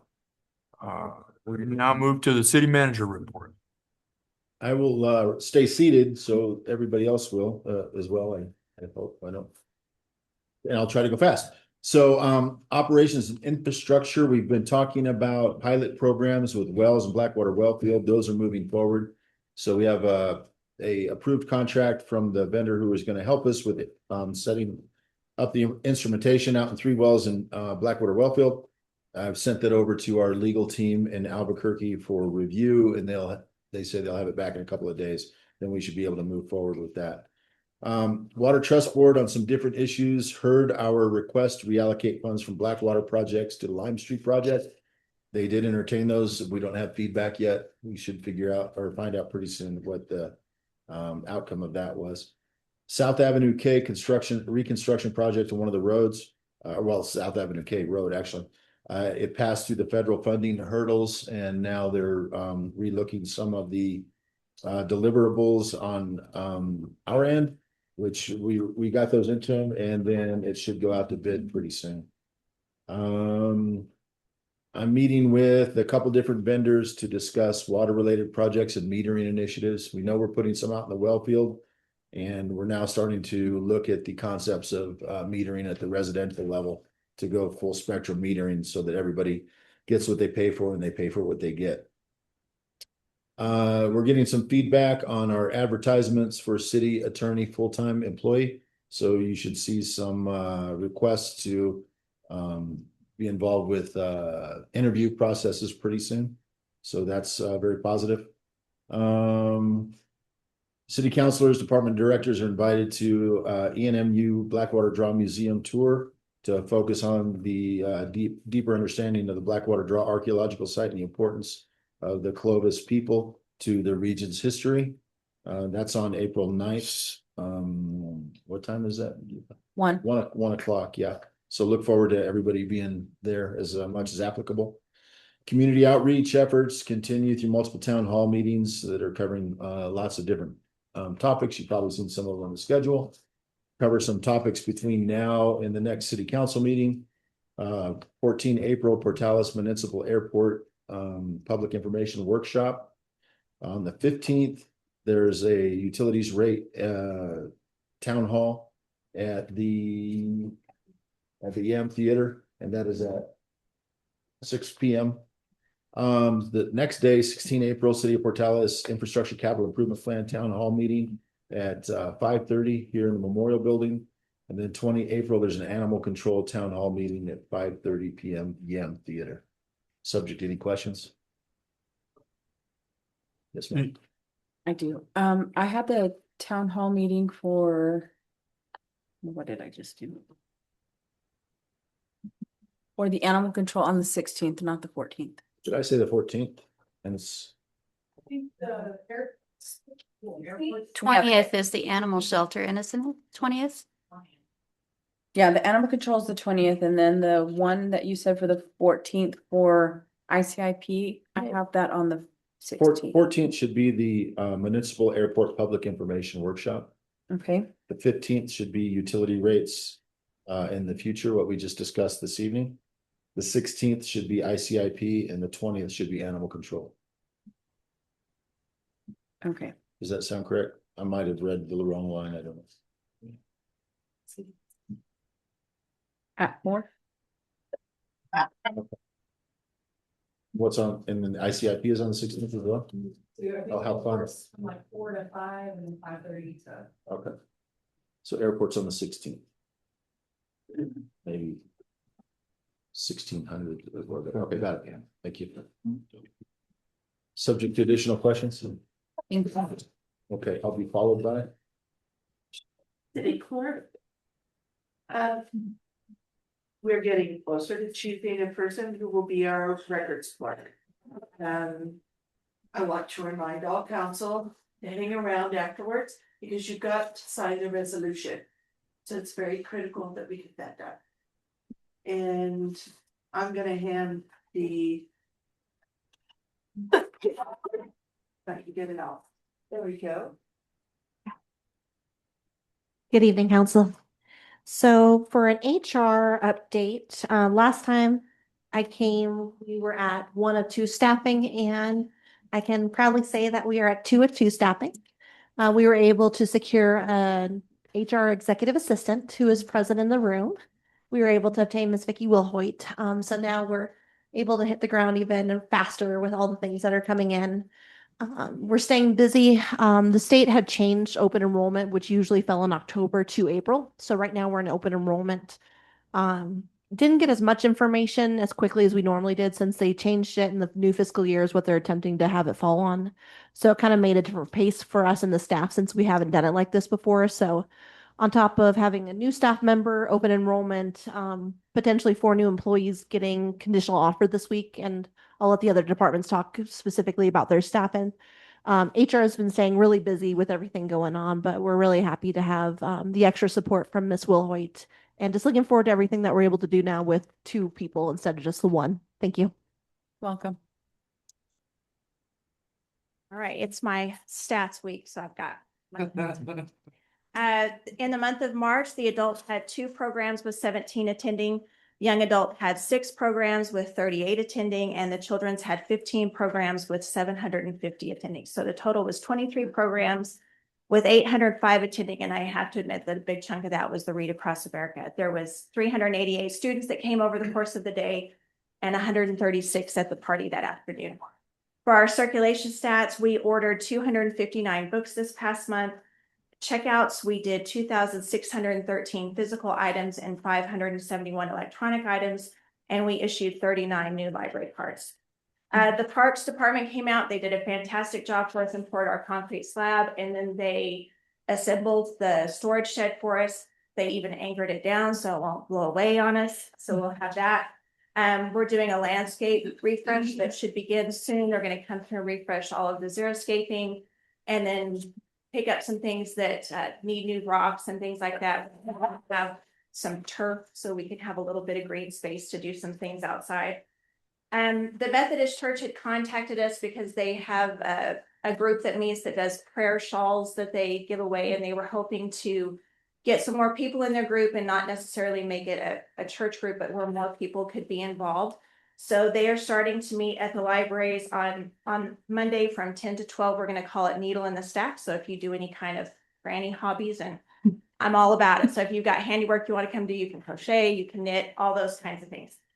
We're currently in the process of our art auction. The late Richard and Betty Lambert had donated 5 Dell Hamlet watercolors and 1 Margie Pointer. They're running that through All Star Auctions. Bidding ends on that on April 21st at noon.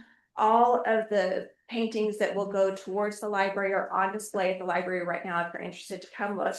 Again, it's through All Star Auctions. It's all done online. And it's the lots 180 through 185. The Friends of the Library annual book sale starts this Thursday. Will open at 5 o'clock and run through the next Thursday on April 16th. Prices are pay what you can donations, and all remaining stock on April 16th will be free. And book donations will be accepted throughout. If you have a large donation, if you could bring it by Thursday morning before, that would be helpful, but we'll be taking donations through then.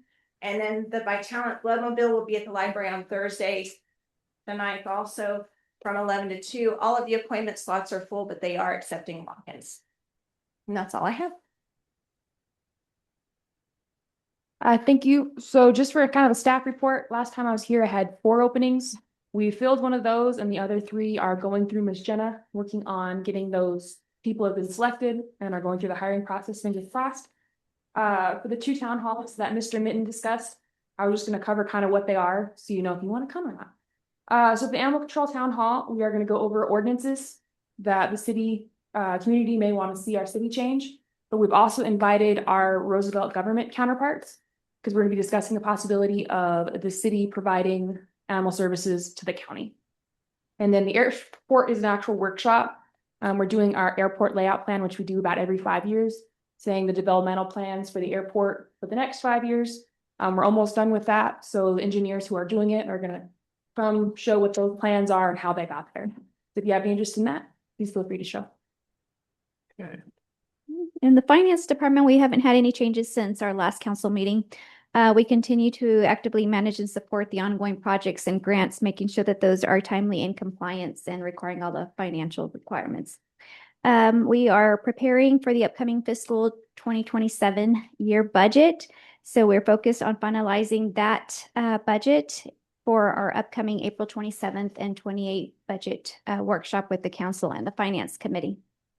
That's all I have. Okay, Public Works. Okay, so the department currently has 10 vacant positions, 1 mechanic, 2 in streets, 3 in parks, 2 in water, and 2 in wastewater. James Baca received his level 2 water certification, and seven members of the street department attended the HF Sinclair 2026 pavement preservation workshop in Ruidoso, New Mexico on April 1st through 2nd. The construction continues on the parking lot at the softball complex, and road work on 9th Street between Globe and Avenue,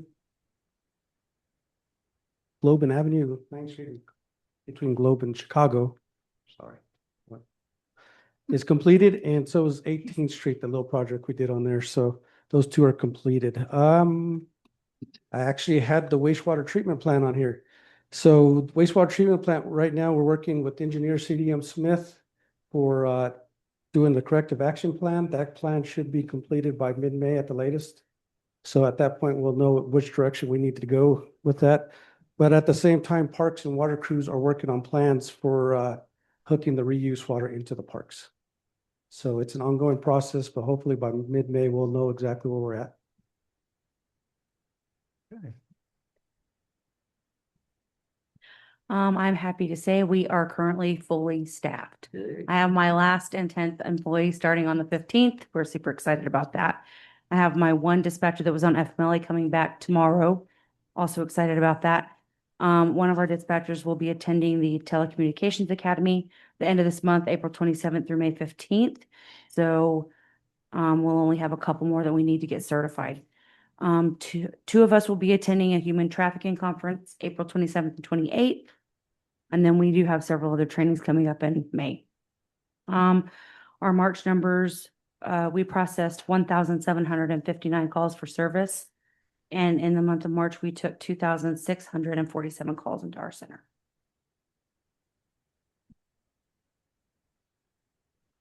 All right. Thank you. I'll start with from sports. TJ's getting started. I believe he started this week with registrations for some summer flag football and basketball, which is the first. We hadn't had that before. And we also put in for a $4,000 grant through the National Police Athletic League for NFL flags. So that should help with that as well if we get it. the top award for us would be 4,000 if we get the entire thing. So the plan there would be to use it to supplement the paying of the officials so that we could try to bank some of that funding and, for future use. On the law enforcement side, our streets guys got the 2 speed feedback signs up, if anybody's noticed. One's on Main, right there by Herbert's. Yes, it starts flashing at 20. Apparently that's as low as it would go. It wouldn't go down to the 15-mile-an-hour speed limit to flash, but at least it's given them a warning in advance. And the other one is up on North Main as they approach that dreaded curve that we have the issues with and complaints on the fence. So hopefully that's going to help us. They were supposed to come with Bluetooth connections. I'm trying to get with the company so we can get that, so we can actually study the data that they're collecting as well. And then unfortunately, we lost our officer who was in the academy. He's gone back into the Marine Corps. And then we're losing Detective Pacheco. He and his wife are both taking positions with a church camp outside of Ruidoso. So they're going to kind of follow their calling there and go with that. We did have another certified officer start with us on Monday, though. So given the juggling, I think we still have 2 openings at this point in time. But that's better than we had been. So, and I'll also like to give a shout out to our brothers over at the fire department we had that fatal with the motorcycle last week, and those guys were amazing to help to shield that incident from the public view once they got there. Okay, Chief. Thank you. So we have had a little bit of change in our staffing. We've been able to get onboarded a new executive assistant to be trained under Patty Heflin before her retirement, who will hopefully be meeting with our wonderful HR department tomorrow. As far as training, we have 3 in hazmat awareness and operations in Socorro this week, 2 still in the paramedic program at ENMUR. We have several of our officers attending a leadership course in Clovis through the National Fire Academy. And then we have the EMS Region 3 conference coming up the end of the month.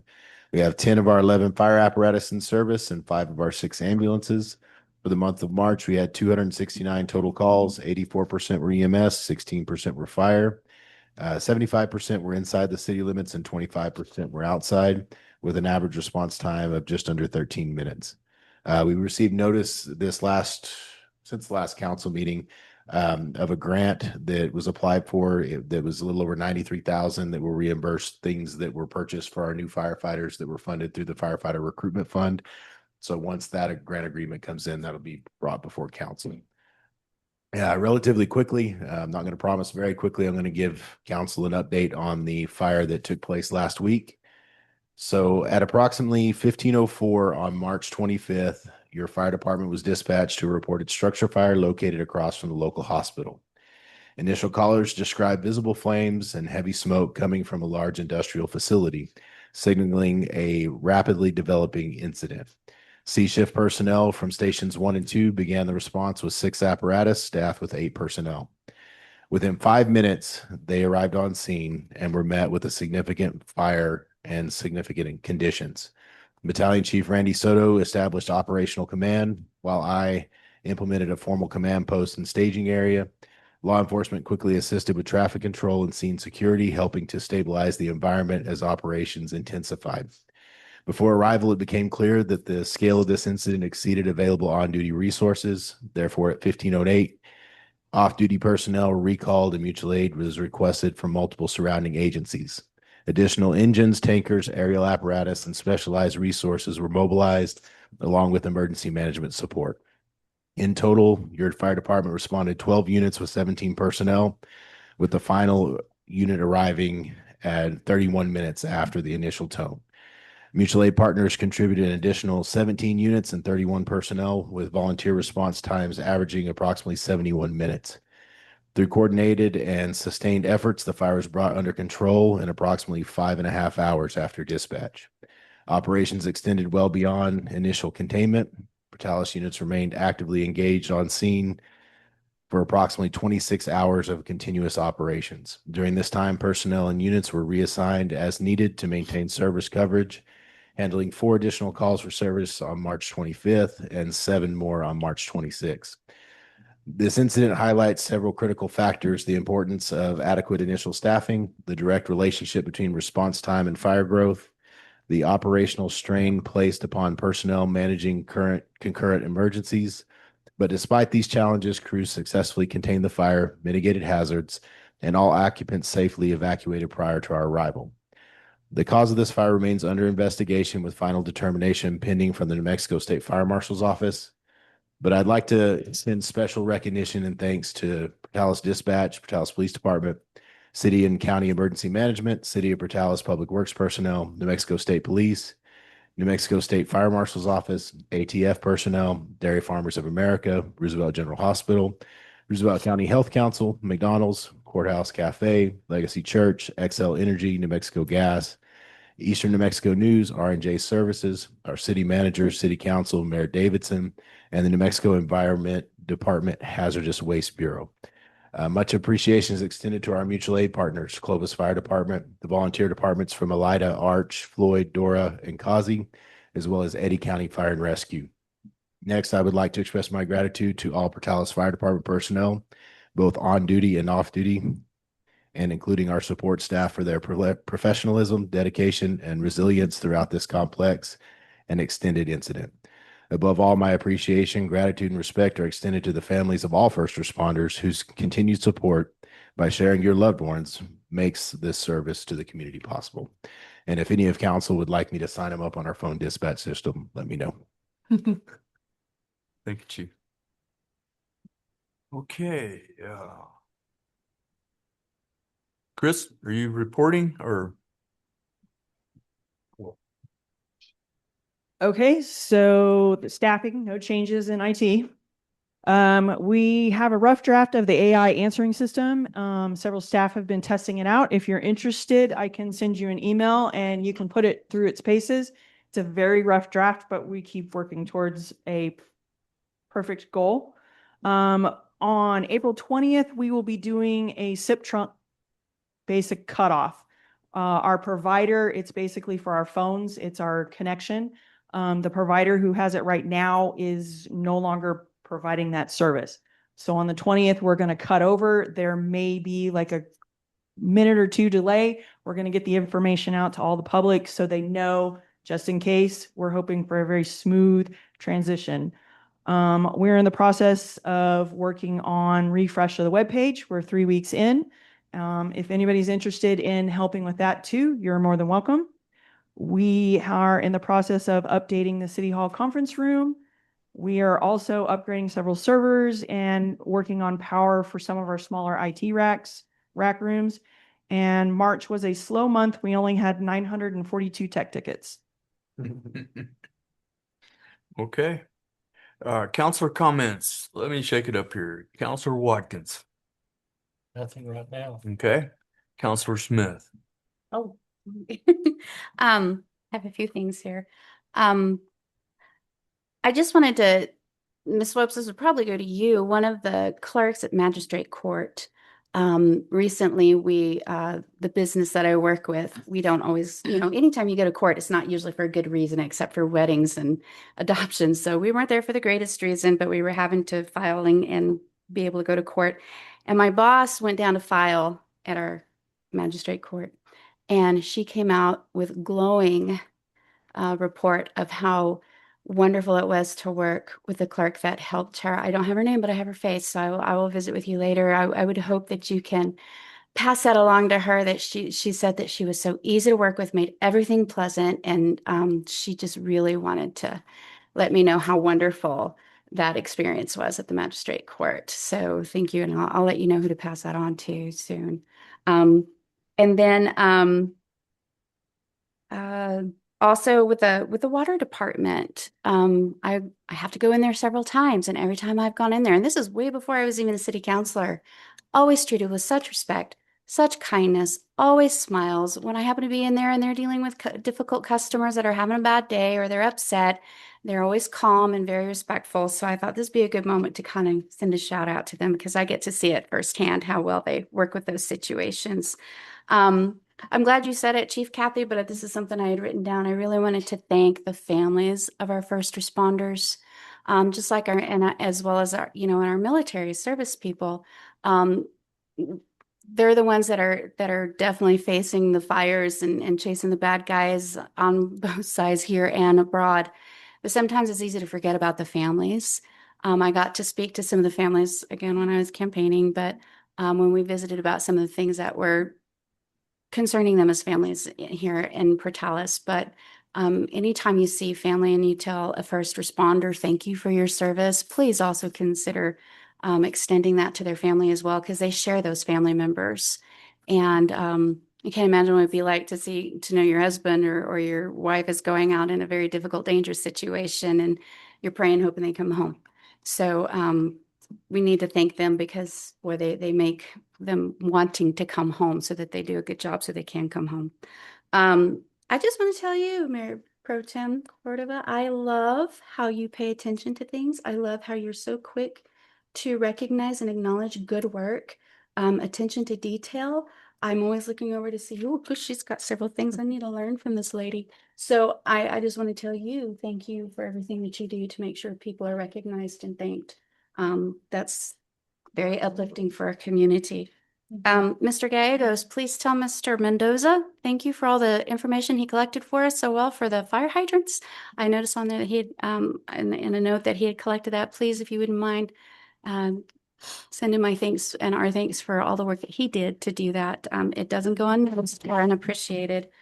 And I think the last thing, usually the city clerk talks, or the county clerk, excuse me, talks about this at county commission meetings, but I'm going to remind, we've got an election coming up. We've got the primary coming up very soon. Early voting should begin May 5th. And one of the reasons that it's really important to be talking about this is because of the semi-open primary that we are now experiencing for the first time here in New Mexico. There's going to be a lot of people asking questions. And you could get questions about it from people in town. You could get phone calls even at the city, even though this is under the county. You never know. People that don't know that the county handles it could call you.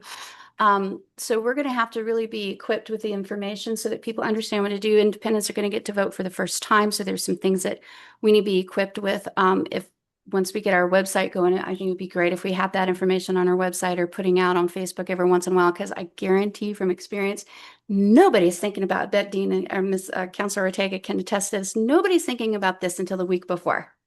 And then about the week before, everybody's going to start wondering, where do I vote? How is this happening? What do I need to expect? So just kind of a little heads up about that. And then last thing, I'm looking forward to going to my first EPCOG meeting tomorrow with Ms. McVeigh. So I've been looking forward to that. So hopefully we'll start coming about the great news and hope to learn a lot. So thank you for your indulgence and your patience this time. Last time it was 2 words. This time it was much longer. So thank you. Oh, you made up for it.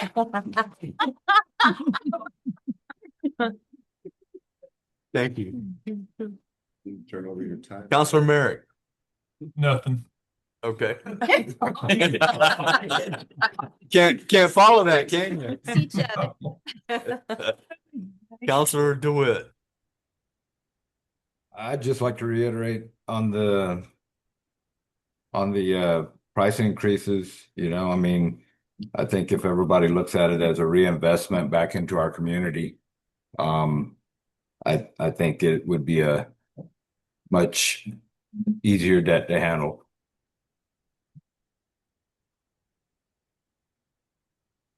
Mayor Pro Tem.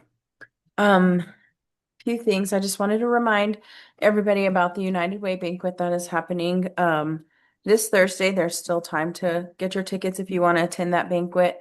They do a lot of good services towards our community, so it's nice when we can support them. Thank you for the comment, Ms. Smith. I really appreciate that. I want to thank Rotary for the donation, and they're also working on another project that more to come. There'll be more information to come. And then I had a constituent that contacted me and sent me a picture after 7:30 one night, and they were they sent me a picture of the trash truck still picking up trash at that time.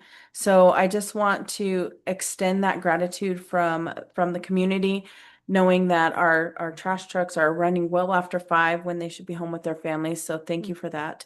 And that is all I have. Okay, Counselor Self. Fire Chief, I know talked about the fire, and I know it's still under investigation, but my understanding that company, this is the second state, second fire, possible expired hand sanitizer being stored out there. If it's found that that was part of the cause of the big fire, is there anything that we could do as a council to vote on or kind of prevent that storage out there if it's a fire hazard?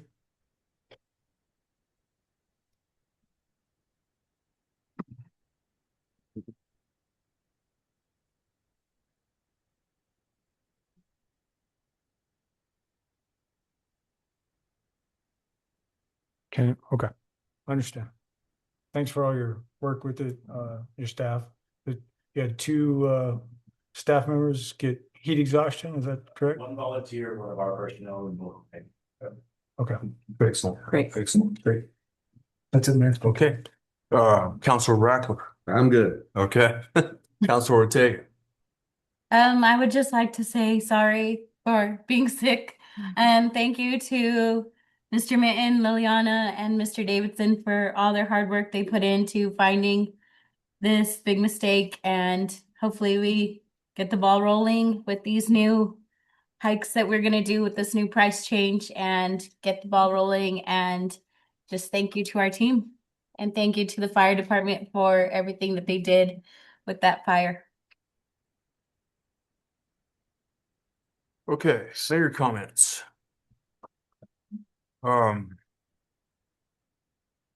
When I ran for office, when these counselors ran for office, one of the consistent messages that we heard from the public was simple: fix this, help our community. And the challenges that Portales faces didn't happen overnight. They've been building up over years, and that means they're going to take time, focus, and steady effort to work through.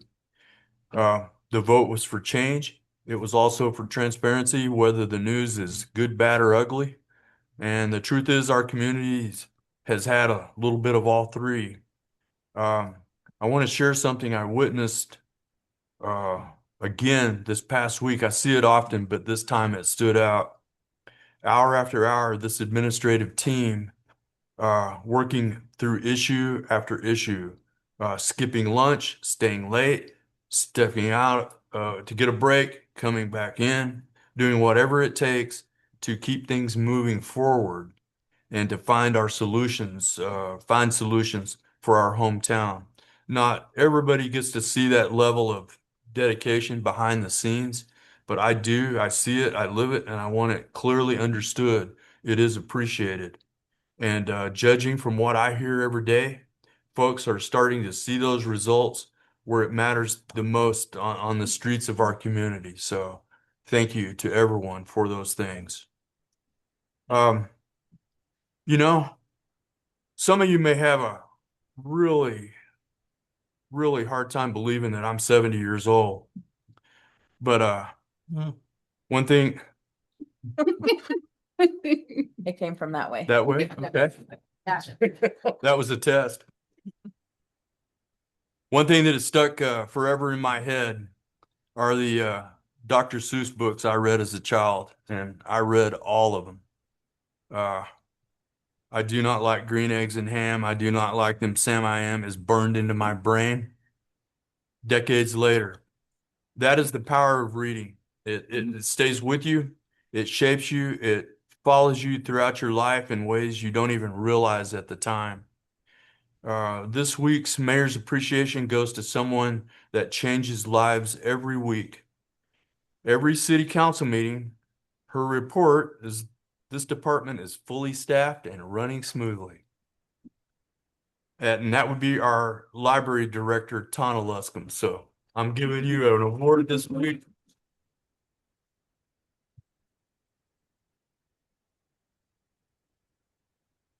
Subscription of green eggs and ham. Yes, we definitely appreciate you. You always have a smile on your face. I don't think it's because you have an easy job. I think it's because you do your job so well. Thanks. So thank you very much. I've got a really good team back at the library and I have a really good team here, so it makes my job that much easier. But thank you very much. Thank you.